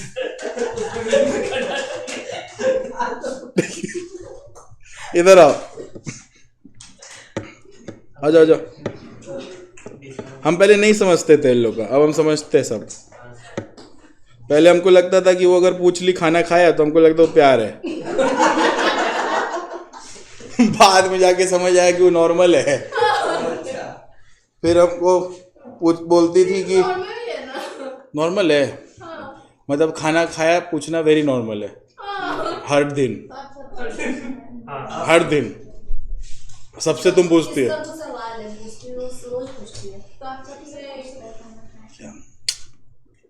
यही लड़की चाहिए, जो लड़की हो के एकदम सच्ची लड़की है। बॉयफ्रेंड से भी नहीं पूछी, वो पूछ लिया तुमको। इधर आओ,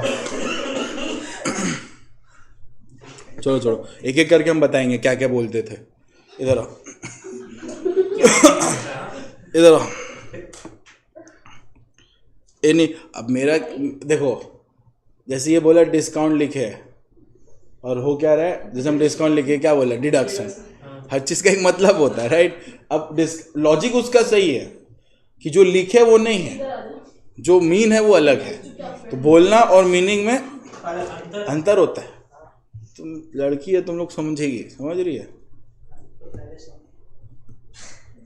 हमको बोला जाता था या बोला गया था कि तुम्हारे बिना हम नहीं रह पाएंगे। हम बोलने का मतलब ये था कि रह लेंगे, तुम मत रहो, बस ये मीन था। मीनिंग होता है ये, तुम लोग समझता नहीं है। इधर आओ। एनी डिस्काउंट, क्या हुआ रे? एनी डिस्काउंट गिवन बिफोर, क्या बोलो, सप्लाई। अगर डिस्काउंट सप्लाई के पहले ही दे दिया गया है तो वो लेस हो जाएगा। कोई भी डिस्काउंट सप्लाई करने से पहले ही दे दिया गया है तो वो क्या हो जाएगा, बोलो, लेस हो जाएगा। एक चीज़ को समझिएगा, मैं सप्लाई कर रहा हूँ, मैं क्या कर रहा हूँ, सप्लाई, और वो सप्लाई करते वक्त वो मैं लेस मतलब डिस्काउंट बोल दिया हूँ। जैसे कि मैं ये बेच रहा हूँ 200 का, मैं बोला इस पर 10% डिस्काउंट है, तो सप्लाई करने से पहले ही तो डिस्काउंट है ना। तो अगर डिस्काउंट है तो लेस हो जाएगा। इसको बोलते हैं बिफोर सप्लाई। इसको क्या बोलते हैं, बिफोर सप्लाई। अब ये जो बिफोर सप्लाई होता है, इसको अगर आप दे रहे हो तो ये डिडक्ट आपका, ये आपका क्या हो जाएगा, डिडक्ट हो जाएगा। ठीक है, deduction is available, deduction is available.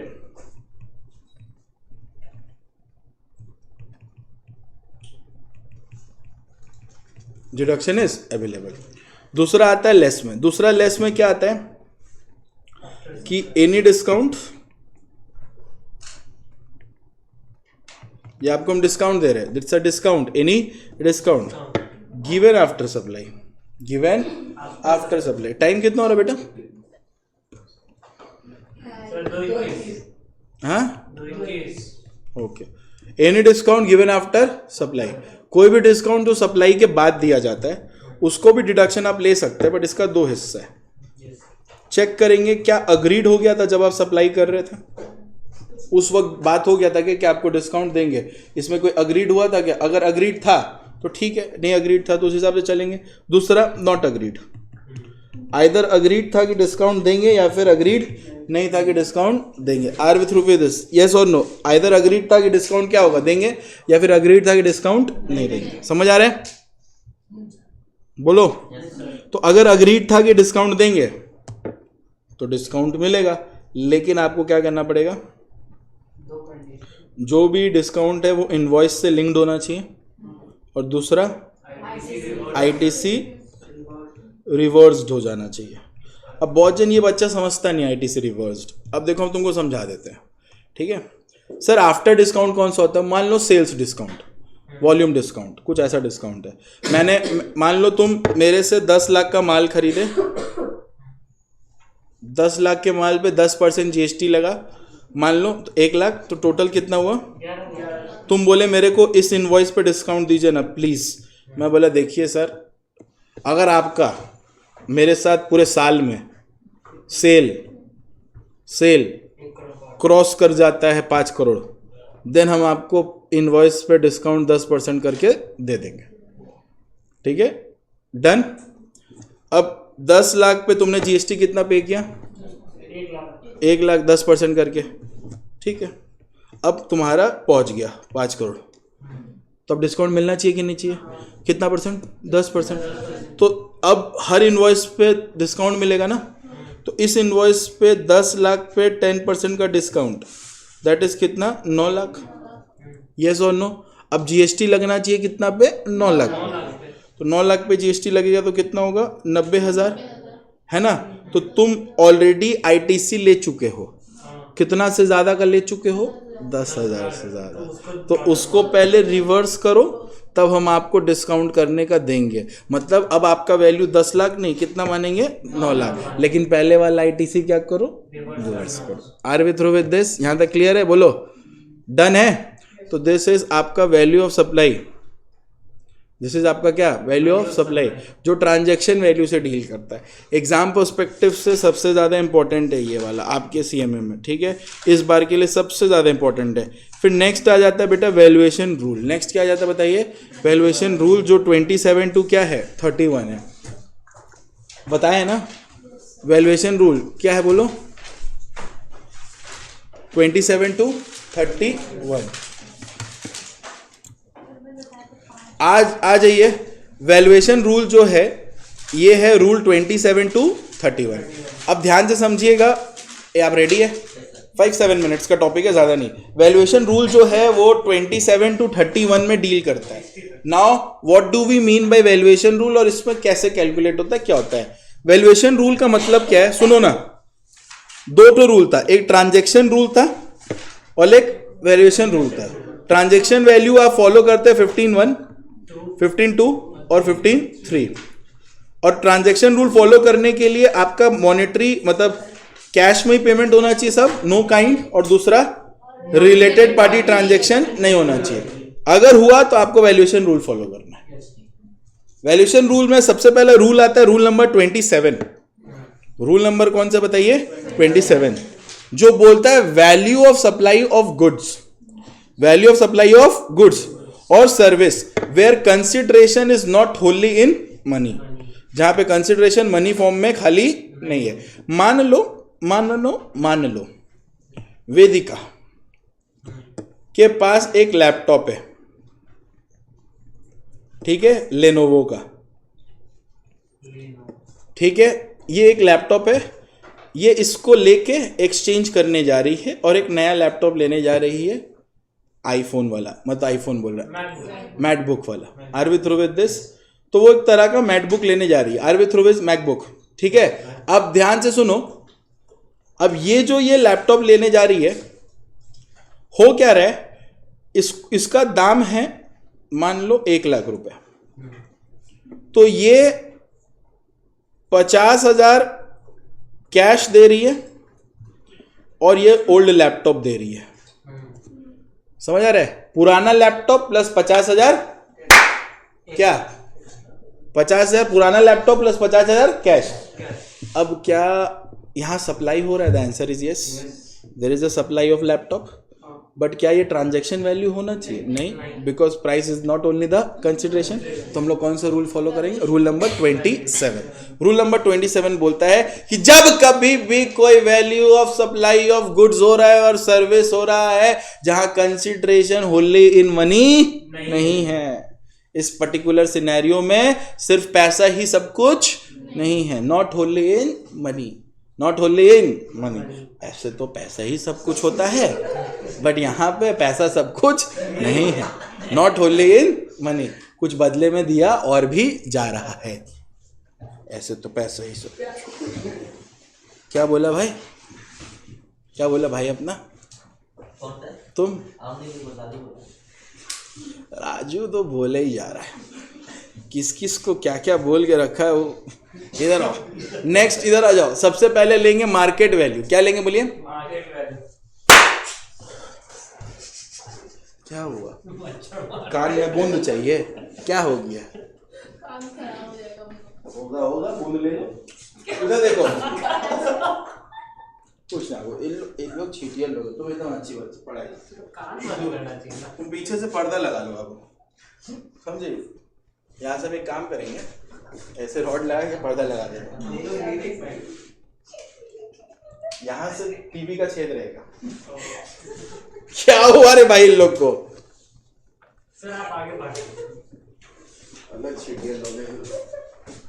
इधर देखो, ओपन मार्केट वैल्यू ले लो। अगर price is not the only consideration तो क्या ले लोगे बोलो?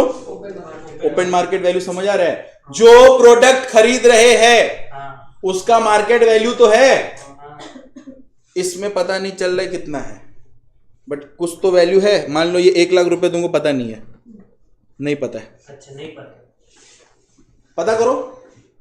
पता कि 1 लाख रुपए है तो वही वैल्यू ऑफ सप्लाई। मान लो नहीं पता चल रहा है, ओपन मार्केट वैल्यू पता नहीं चल रहा है, तो लॉ बोला ठीक है, अगर ओपन मार्केट वैल्यू आपको पता नहीं चल रहा है तो जो भी पैसा आप दे रहे हैं कंसिडरेशन है ना, in money plus money equivalent for the non monetary consideration. Laptop सामने वाला ले रहा है पुराना और कुछ कैश ले रहा है, तो लैपटॉप पुराने वाले का कुछ तो वैल्यू होगा, तब तो वो मर्ज करके तुमको नया लैपटॉप दे रहा है। तो इस लॉजिक के हिसाब से अगर 50,000 कैश दे रहा है और ओल्ड लैपटॉप का दाम पड़ रहा है कितना? 50,000, तो दोनों को प्लस की कितना हुआ? 1 लाख। तो वो वाला सप्लाई कितना का हुआ? 1 लाख। समझा पाए? नहीं वो भी पता नहीं चल रहा है। दोनों चीजें साले जब तुमको वो भी पता नहीं चल रहा है तो एक काम करो, अगर डिटरमाइन नहीं कर पा रहे हो तो value of supply of goods रहेगा लाइक काइंड एंड क्वालिटी वाला।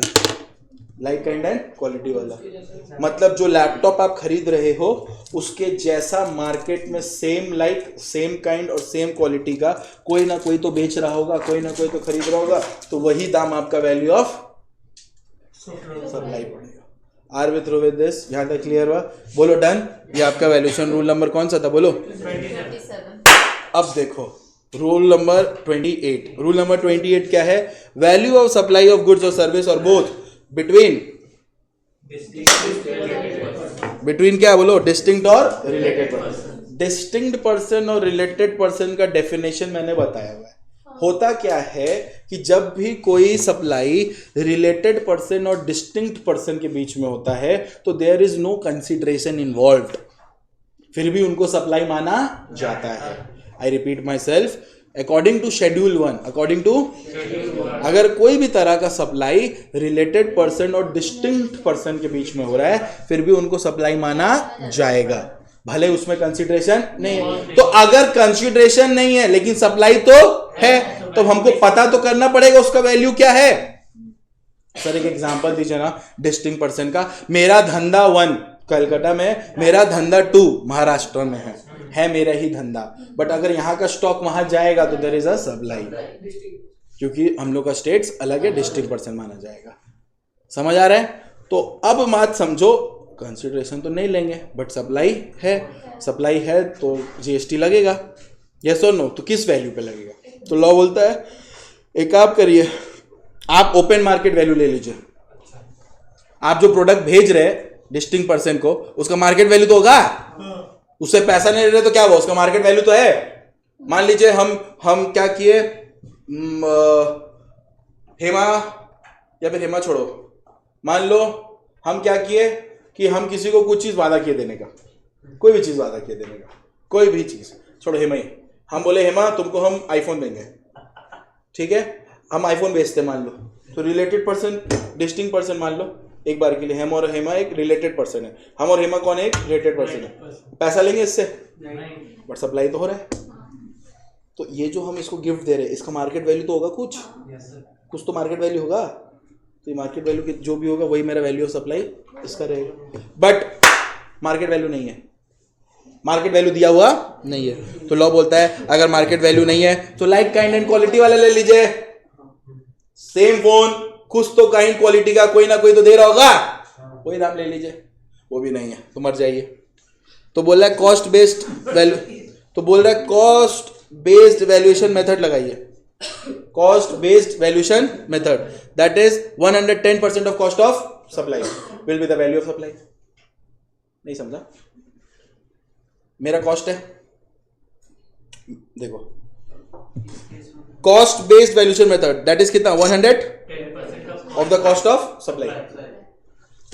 ये मेरे बिजनेस पे बनता है, हम ये इसको दे रहे हैं, फ्री में दे रहे हैं, यही हो रहा है।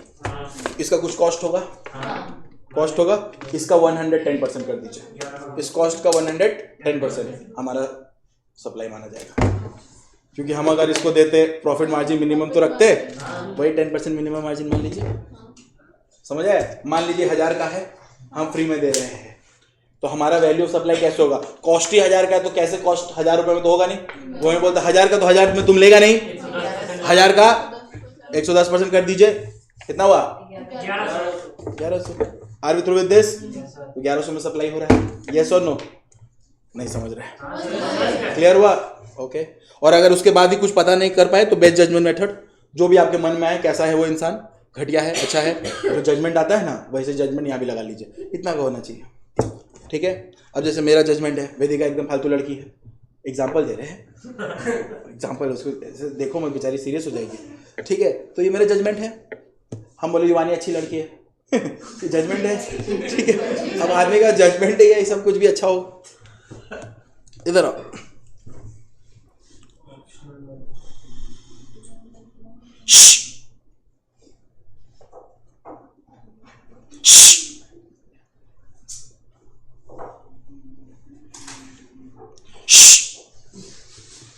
बाथरूम जाना है किसी को?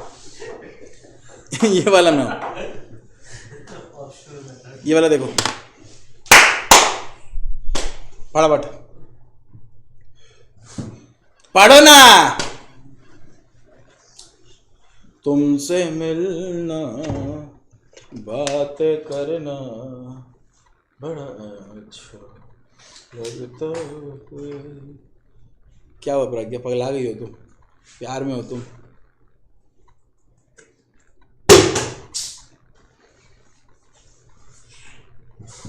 अभी वो ऐसे स्टैंड हो जाता ना, हम एकदम ऐसे डब करेंगे, कशिश ला दोगे वापस से?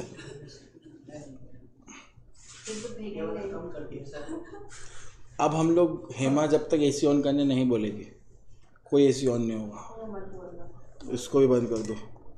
आज हम लोग पसीना में पढ़ाई करेंगे, दिखाएंगे खून क्या होता है, पसीना क्या होता है। वेदिका जोश में आ रही है, देख रहा एकदम गर्मी लग रहा है, तुम बाहर सांस लेकर आओ। आज यहाँ एसी नहीं चलेगा जब तक सब पसीना में डूब ना जाए। हम अपना पर्सनल एसी यहाँ लगाएंगे एक ठो, हाँ वही करेंगे ताकि रिकॉर्डिंग बर्बाद हो जाए लेकिन लगाएंगे, इधर देख, हाँ ठीक है डन। कशिश बोल दी एसी लगाएगी, कितना मैंने बजाज फाइनेंस चलेगा तुमको, EMI पे ले ले तुम्हारे नाम पे, 2000 कटेगा और क्या, डाउन पेमेंट हम कर दे रहे। प्लीज एक एसी नहीं दिला सकती हो तुम? एसी दिलाओगी?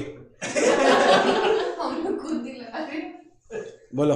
ये जो एडवर्टाइजमेंट है या गिफ्ट में जो अपना कुछ गुड्स और सर्विस देते हैं किसी को, उस पे 110% जो चार्ज किए वैल्यू ऑफ सप्लाई माने, तो उसका फिर GST निकाल के गवर्नमेंट को पे करेंगे ना, तो बाद में उसका ITC मिलेगा।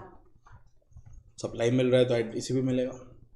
अब देखो ये ऑप्शनल मेथड में क्या हो रहा है, मतलब ये जो नेक्स्ट अलग मेथड है यहाँ पे क्या हो रहा है, ध्यान से सुनिए। आप समझना चाह रहे हैं ना?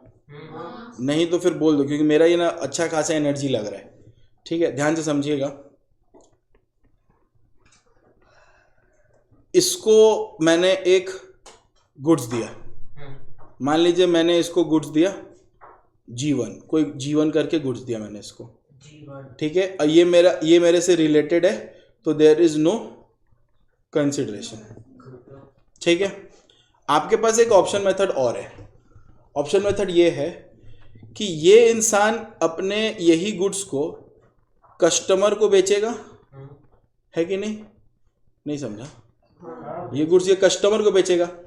अब कस्टमर से ये चार्ज कर रहा है, उसी गुड्स का दाम कितना बोलो?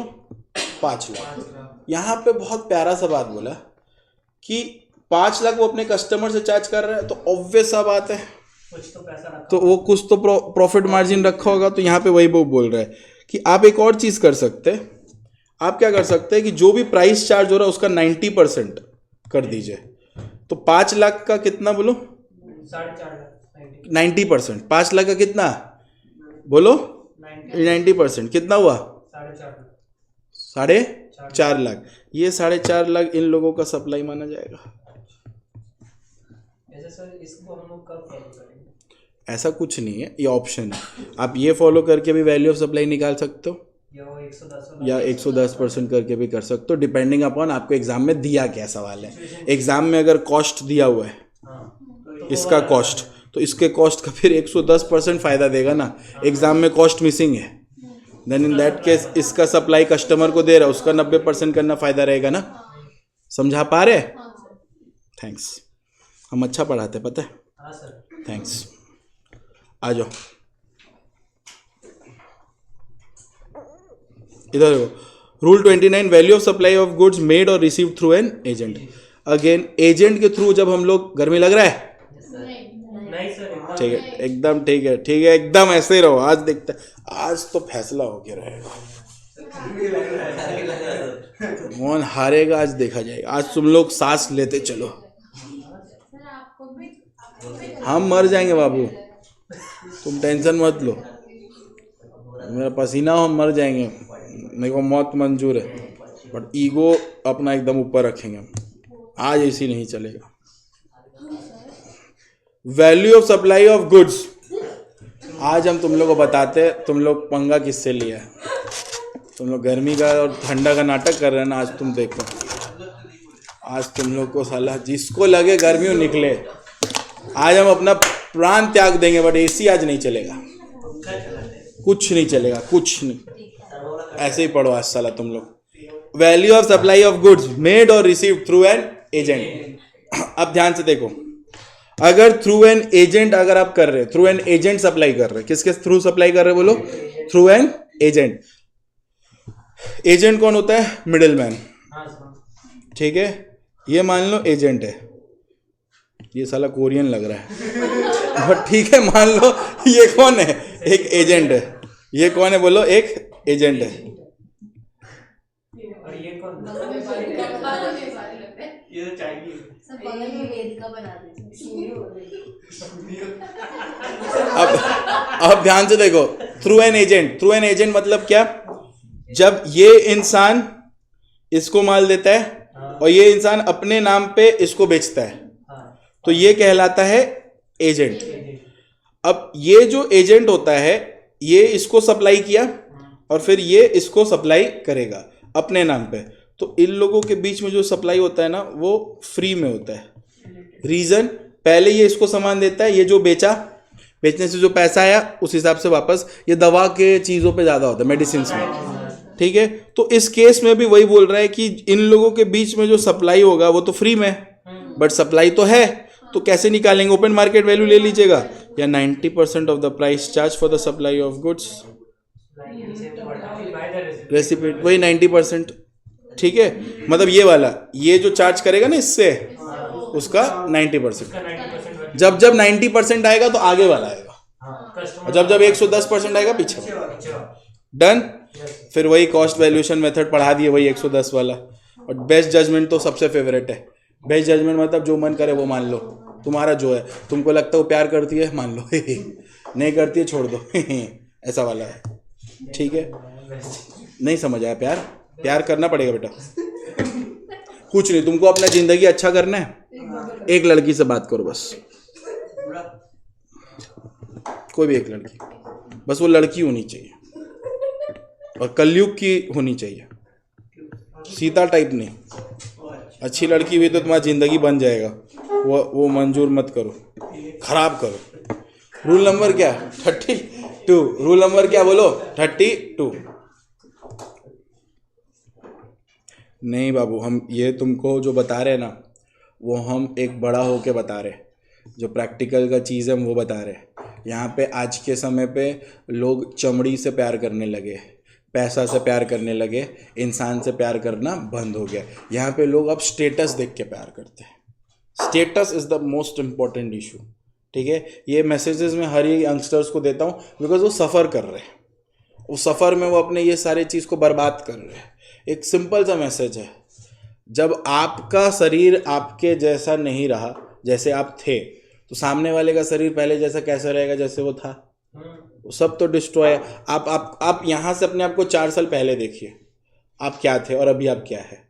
तो आपका शरीर भी एजिंग में, उनका भी शरीर एजिंग में। ये शरीर में इसलिए ला रहा हूँ क्योंकि पहला जो प्यार होता है लोगों को आजकल, या फिर सच्चा प्यार को इग्नोर करते हैं, वो जस्ट बिकॉज ऑफ चमड़ी होता है, ठीक है। चमड़ी का प्यार है इसका प्यार, इंसान से थोड़ी ना हुआ है, तुमको हो ही नहीं सकता। तुमको उस इंसान से प्यार करने के लिए तुम्हारा दूसरा जो सबसे मोस्ट इम्पॉर्टेंट चीज़ होता है वो होता है surrender to the love, to the affection, without expecting something in return. But there is a contract here.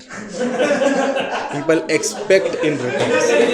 ठीक है, I am doing this, what you are doing. Expectations रखना चाहिए, प्यार के बदले प्यार मिल रहा है कि नहीं। अब हम तुमको बता रहे हैं, जितना लोग सच्चा प्यार में, जो लोग शादी करने वाले हैं, जितना लोग सच्चा प्यार में, जो लोग क्या करने वाले हैं, शादी करने वाले हैं, तो लड़का लड़की शादी करेंगे मान के चल रहे हैं, ज़्यादा कलयुग नहीं है उनमें। अब मान लीजिए लड़का का जॉब हटा दीजिए, लड़की तुरंत छोड़ देगी, पेन पेपर में लिख लीजिए, तुरंत बोलेगी मेरा फाइनेंशियल स्टेबिलिटी नहीं है, तुरंत बोलेगी वो, ठीक है। अब वही उल्टा करिए, लड़का को आप जिस लड़की से उसको प्यार है, उस लड़की को एक बार खाली फेक उसके चेहरा पे एक थोड़ा सा दाग का एक मार्क कर दीजिए, लड़का छोड़ देगा। तो यहाँ पे आप क्या प्यार बोल रहे हैं? पागल है, ये सब चूतिया आप है जो आप एक दूसरे को समझा रहे हैं। कोई प्यार व्यार नहीं है, सब सिंपल सा है। तुम अच्छी लग रही हो, मेरा पर्पस तुमको देखने का है, बहुत सुंदर लग रही हो, बात खत्म। तुम हैंडसम लग रहे हो, तुम जैसे हो बोल रहे तुम हैंडसम लग रहे हो, तुम अपना मुंह ठीक से देखो, तुम्हारा हैंडसम उसको कुछ नहीं लग रहा है। तुम उसको केयर कंसर्न करके इज्जत से रखा है, अच्छा से सब कुछ उसके मुताबिक चल रहा है, तो तुम अच्छा लग रहा है। तुमको हम सच बता रहे बेटा। तो यहाँ पे प्यार होता, और इन दोनों को, इस ऐसे लोगों को पाने के लिए आपने एक जन को ऐसा छोड़ा है जो आपको प्यार करने के लिए पगला था, एकदम दौड़ता था, छोड़ दिया तुम लोग। अभी गिल्ट होगा बैठ के, अगर हो रहा होगा तो, अगर होगा किसी को गिल्ट होता है, शायद यार उसको पकड़ लेते हैं, वो ठीक था, क्योंकि वो तुमको बस चाह रहा था। तुमने उसको 10 लात मारा, वो 10 लात खाने के बाद भी लंगड़ाते हुए आ रहा था, फिर भी तुमने उसको लात मारा, वो अब कैसे आएगा बेचारा। अचानक से हम प्लेस ऑफ सब, मतलब वैल्यू ऑफ सप्लाई में, वैल्यू ऑफ सप्लाई से वैल्यू ऑफ लाइफ में आ गए हम। आओ, आ जाओ। नहीं चलेगा बाबू, आज ईगो सेटिस्फाई होने दो। तुम्हारे साथ हम भी तकलीफ में बैठे हैं, तुम्हारे साथ हम भी तकलीफ में बैठे हैं, अकेले हम तकलीफ तुमको नहीं होने देंगे। बाल बांध लो, आज जीत करके दिखाओ। बहुत इन लोगों को शौक है एसी बंद करने का, आज सब ऐसे ही बंद रहेगा। आ जाओ। कहाँ जा रही हो बाबू? पंखा उनका कुछ नहीं चलेगा, एक पंखा नहीं चलेगा, आज ऐसे ही पढ़ाई होगा। Nature of service, nature of service मतलब क्या होता है? नेचर ऑफ सर्विस का मतलब होता है कि आप कौन सा तरह का सर्विस दे रहे हैं। अब देखिए, तुम भी बंद हो जाओ, बंद हुआ, खत्म। अब इधर देखो, यहाँ पे अलग रूल 32 में दूसरा सर्विस दिया हुआ है जिसका वैल्यू निकालने का तरीका अलग है। अब मैं अगर आपको बात बताऊं, पहला आता है मनी एक्सचेंज। कौन सा आता है बोलो? Money exchange. आ जाइए, देखिए मनी एक्सचेंज मतलब क्या होता है? क्या हो बाबू? इन लोग को ठंडा लग रहा है। दो लोग को लग रहा है, सबको नहीं लग रहा। नहीं, उन लोग वही चाहता है, इधर बार ऑन कर दीजिए तो बंद रहेगा। ठंडा लग रहा है ना। बात सुनिए, हम लोग एडजस्ट करेंगे, वो लोग नहीं करेगा। पागल हो तुम? एडजस्टमेंट थोड़ी ना होता है, अपने लिए सबको भाड़ में जाओ। बैठो कोई बात। अब ठीक लग रहा है? ठीक लग रहा है तो खुश हो। गर्मी क्यों लग रहा है पागल? ठीक लग रहा है बाबू? हाँ ऐसे रहो, एकदम टेंशन का बात नहीं। उसका शरीर में चमड़ी नहीं है बाबू। इधर आ जाओ। देखो अब अकेले तुमको पसीना नहीं हो रहा, मेरे को भी हो रहा है, और हम पढ़ा रहे हैं, तुम टेंशन मत लो, साथ है हम लोग दोनों। आज अगर मेरा ईगो को तुम डाउन की एसी चलवा के तो हम जी नहीं पाएंगे। तुम एकदम मेरी शेरनी बच्ची हो, एकदम ऐसे रहो, दास सब बाल और ऐसे उठा लो एकदम। लड़का लोग शर्ट पैंट मत खोलने लगना। इधर आओ, आज पंखा उंखा सब खोल लो। आओ आ जाओ आ जाओ। देखो देखो बातचीत नहीं बाबू, फटाफट करो, नेक्स्ट चैप्टर में जाना है ना, फटाफट। मनी एक्सचेंज, देखो मनी एक्सचेंज वाला सर्विस क्या होता है? हाँ पढ़ना नहीं है, बट अब हम एमसीक्यूज के लिए रिवीजन करा रहे, पढ़ा दे रहे, तो क्या तकलीफ है? तो बोलो छोड़ दे पूरा। मनी एक्सचेंज वाला मतलब समझा? ये देखो, ये मनी एक्सचेंज का एक आदमी है, ए नाम है उसका। इसका नाम क्या बोलो? ए। होता क्या है, ध्यान से सुनो। ये इंसान आया इंडियन रुपीज लेके, INR लेके। ये इंसान आया क्या लेके बोलो? INR लेके। अब ये इंडियन रुपीज लेकर आया और ये इंडियन रुपीज इसको दिया और इसको बोला कि तुम क्या कर दो? कन्वर्ट कर दो उसको कोई यूके में या यूएसए डॉलर में, ठीक है, या यूएसए वाले का, या फिर पाउंड्स में, ठीक है, या किसी में करेंसी में कन्वर्ट कर दो। तो ये वाला इंसान जो है ये कन्वर्ट कर रहा है। तुम जानबूझ के नहीं की, बट तुम्हारे ही कमर से टकरा के गिरा है। तुम आपको तुम्हारे ये समय आ गया, तुम बैक को कमर मार रही हो। अब ध्यान से देखो, जो हम तुमको समझाने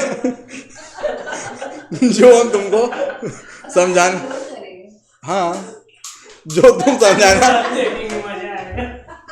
जो तुम क्या होगा? तुम लोग पढ़ेगा, जो तुम लोग क्या करेगा बोलो? कन्वर्ट करेगा, वो तो एक सर्विस हुआ ना। अब ध्यान से देखो, मनी एक्सचेंज में दो मेथड होता है। अगर जो तुम एक्सचेंज, देखो बेटा एक चीज समझो, यहाँ पे जो तुम रुपया दे रहे हैं, मान लो 5 लाख रुपया दे रहे हैं, 5 लाख कन्वर्ट हो जा रहा है यूके डॉलर में, ठीक है, या पाउंड में, या किसी में भी कन्वर्ट हो जा रहा है। तो मनी एक्सचेंज वाला लोग ये तुमको सर्विस दे रहा है ना, तो ये जो सर्विस दे रहा है इसका वैल्यू ऑफ सर्विस क्या रहेगा, ये निकाल रहे हैं आप। वैल्यू ऑफ सप्लाई क्या रहेगा? 5 लाख तुम दिया, 5 लाख को ये कन्वर्ट कर लिया, तो what is the value of supply? जो वो दे रहा है तुमको, सर्विस है ना वो, एक तरह का तुम्हारे करेंसी को कन्वर्ट कर रहा है, तो एक तरह का सर्विस है कि नहीं है?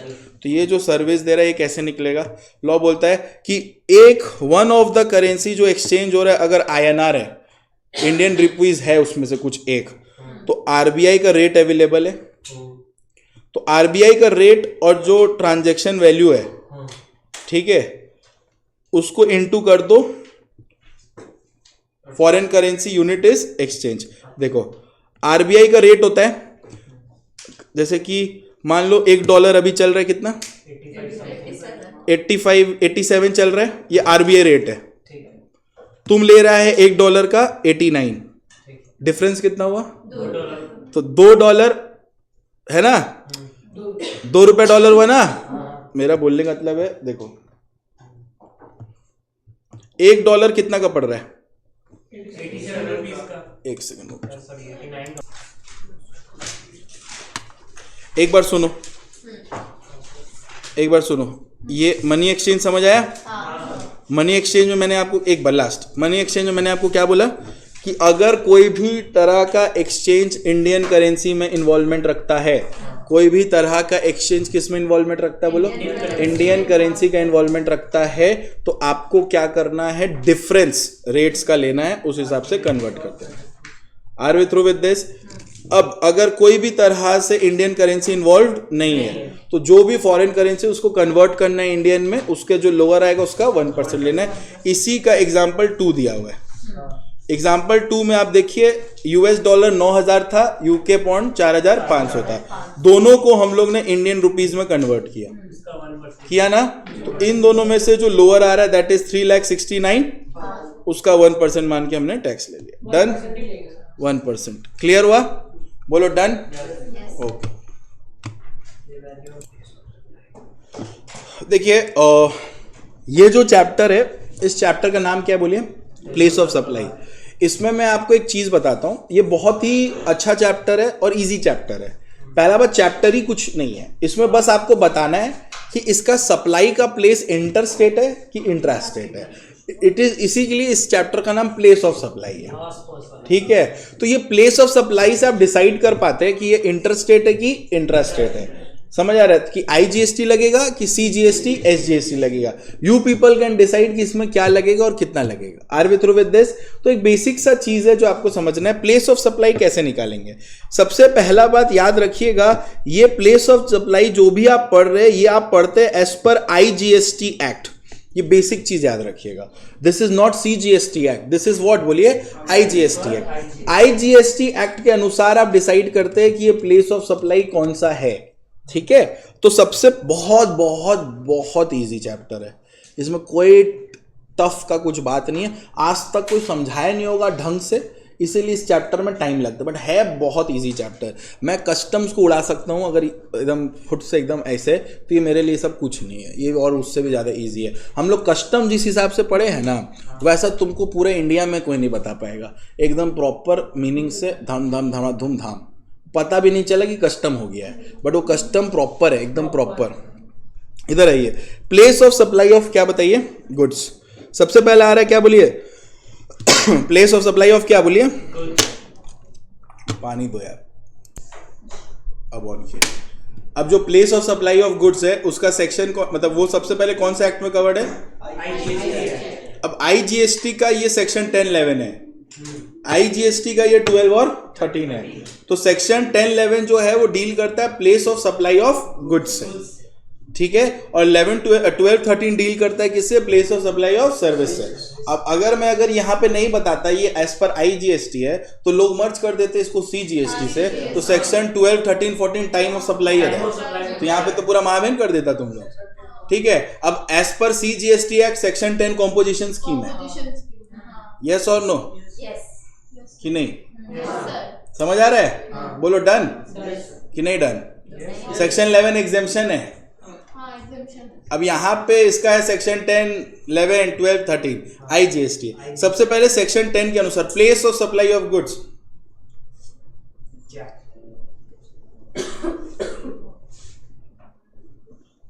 Place of supply of goods other than export import, other than क्या बोलो, एक्सपोर्ट इंपोर्ट, मतलब एक्सपोर्ट इंपोर्ट छोड़ के।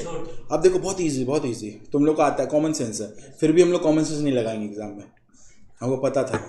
इधर ध्यान से देखिए, ये चैप्टर पूरा कॉमन सेंस बेस्ड है। देखिए, अगर कोई भी सप्लाई कर रहे हैं जिसमें मूवमेंट ऑफ गुड्स होगा, सप्लायर से किसके पास जाएगा या किसी और के पास, तो location of the goods at the time when where the movement of goods terminates, place of supply रहेगा। कॉमन सेंस है कि नहीं है, जहां पे गुड्स का मूवमेंट खत्म होता है वही प्लेस ऑफ सप्लाई। क्या बात बोला है, वेस्ट बंगाल से माल निकला महाराष्ट्र में जाके रुक गया, तो प्लेस ऑफ सप्लाई क्या हो गया, बस यही करना था। क्लियर है, डन है। नेक्स्ट, अगर सप्लाई कुछ ऐसा है जिसमें movement of the goods delivered to recipient होता है on the instruction of third person, इसको बोलते हैं bill to ship to model. इसको क्या बोलते हैं, bill to ship to model. इसको हम लोग पहले भी डिस्कस किए हुए हैं, bill to ship to model. देखो यहाँ पे क्या बोल रहा है, it shall be deemed that the third person has received such goods and the principal place of the business shall be the place of supply. भैया इसका मतलब क्या है, supply involving movement of good deliver to the recipient on the instruction of third person. ध्यान से देखिए, ये एक बंदा है, ये एक बंदा है, ये एक बंदा है। डन है क्या? अच्छी तरह से ध्यान से समझिएगा। ये बंदा इससे गुड्स खरीद रहा है, तो गुड्स परचेज हो रहा है कि नहीं? तो गुड्स परचेज हो रहा है, ये खरीद रहा है ए, ये बी है और ये सी है। ए खरीद रहा है, तो ए जो है वो नॉर्मली है महाराष्ट्र में, बी जो है वो वेस्ट बंगाल में और सी जो है वो तमिलनाडु में। Are we through with this? Goods purchase हो रहा है ए द्वारा, लेकिन गुड्स ए बोल रहा है कि सुनो ना, तुम ना ये डिलीवर कहाँ कर दो? तो लॉ क्या बोलता है? ठीक है कि अगर billed to ship to model है तो भले ही गुड्स सी के पास जा रहा है, लेकिन प्लेस ऑफ सप्लाई महाराष्ट्र ही माना जाएगा। वही वो लिखा है, it shall be deemed that the third person had receive such goods. यहाँ थर्ड पर्सन कोई और नहीं, बायर है। समझ आ रहा है? मान लिया जाएगा तेरे पास ही गुड्स किया है। डन। तुम लोग पढ़ो एक बार थर्ड नंबर। पेन को चार्ज कर ले, पेन भी बोरा गया। बोराया नहीं है, नॉर्मल है भाई।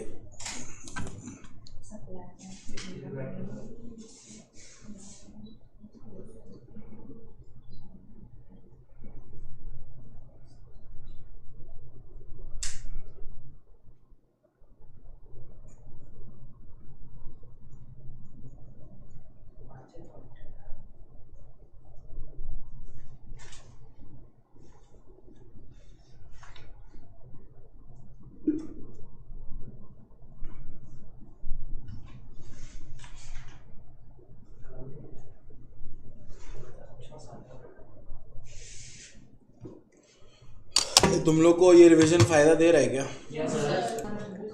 यहाँ तक क्लियर हुआ? बातचीत मत को, जल्दी करना। यहाँ तक क्लियर हुआ? अब देख लो थर्ड नंबर। थर्ड नंबर लिख रहा है supply not involving movement of goods whether by supplier और द रेसिपिएंट। ऐसा सप्लाई हो रहा है जिसमें गुड्स का मूवमेंट नहीं है। तो गुड्स का मूवमेंट नहीं है तो जहां पे गुड्स का लोकेशन है वही मेरा रहेगा प्लेस ऑफ सप्लाई। गुड्स में मूवमेंट नहीं है तो जहां उसका लोकेशन है वही मेरा क्या रहेगा? Place of supply. अब देखो, अगर कुछ ऐसा गुड्स है जिसमें असेंबलिंग या इंस्टॉलेशन लगता है तो जहां पे गुड्स इंस्टॉल हुआ वही मेरा प्लेस ऑफ सप्लाई। एसी लिए हो, एसी इंस्टॉल हो रहा है महाराष्ट्र में तो महाराष्ट्र में मेरा प्लेस ऑफ सप्लाई, जहां इंस्टॉल हो रहा है वहां। ठीक है। अगर कोई गुड्स बोर्ड में कन्वेंस पे जाता है, कन्वेंस मतलब ट्रेन, फ्लाइट्स, ये सब पे भी तो खाना पीना दिया जाता है ना बेटा। तो मान लो ट्रेन में खाना बोर्ड हो रहा है, जैसे तुम जा रहे हो हावड़ा से दिल्ली, तो खाना बोर्ड हो रहा है। देखो कुछ कुछ ट्रेन में पेंट्रीज होते हैं, कुछ कुछ ट्रेन में नहीं होते। जिसके ट्रेन में नहीं होते वो लोग मेन स्टेशन से उठाता है या खाना आता है। ठीक है। अब मान लो हावड़ा से उठाया, फिर कुछ खाना आसनसोल से उठाया, तो हावड़ा से खाना उठाया तो प्लेस ऑफ सप्लाई हावड़ा उस खाना का। थोड़ी ना आके चेक करेगा कि तुम कौन से स्टेशन में खा रहे हो, तुम जिस स्टेशन में खाए वो प्लेस ऑफ सप्लाई, ऐसे थोड़ी ना होगा। तो जहां से बोर्ड कर वही मेरा प्लेस ऑफ क्या, सारा दिन यही करेगा, बेटर रहेगा कि एक नहीं वाला इधर ये रहा प्लेस। ठीक है। तो ये मेरा क्या रहेगा? Place of supply. ये डन है क्या? सुनो ना, आज ना इतना ही रखते हैं। ठीक है। इसको यहाँ तक रखो, कल हम लोग इस पे पूरा डिस्कशन कर लेंगे प्लेस ऑफ एग्जाम्पशन और वो कंप्लीट कर देंगे। ठीक है। कल सुबह ही रहेगा, सुबह 11 साढ़े 11 के आसपास। ठीक है। I will text you. ठीक है।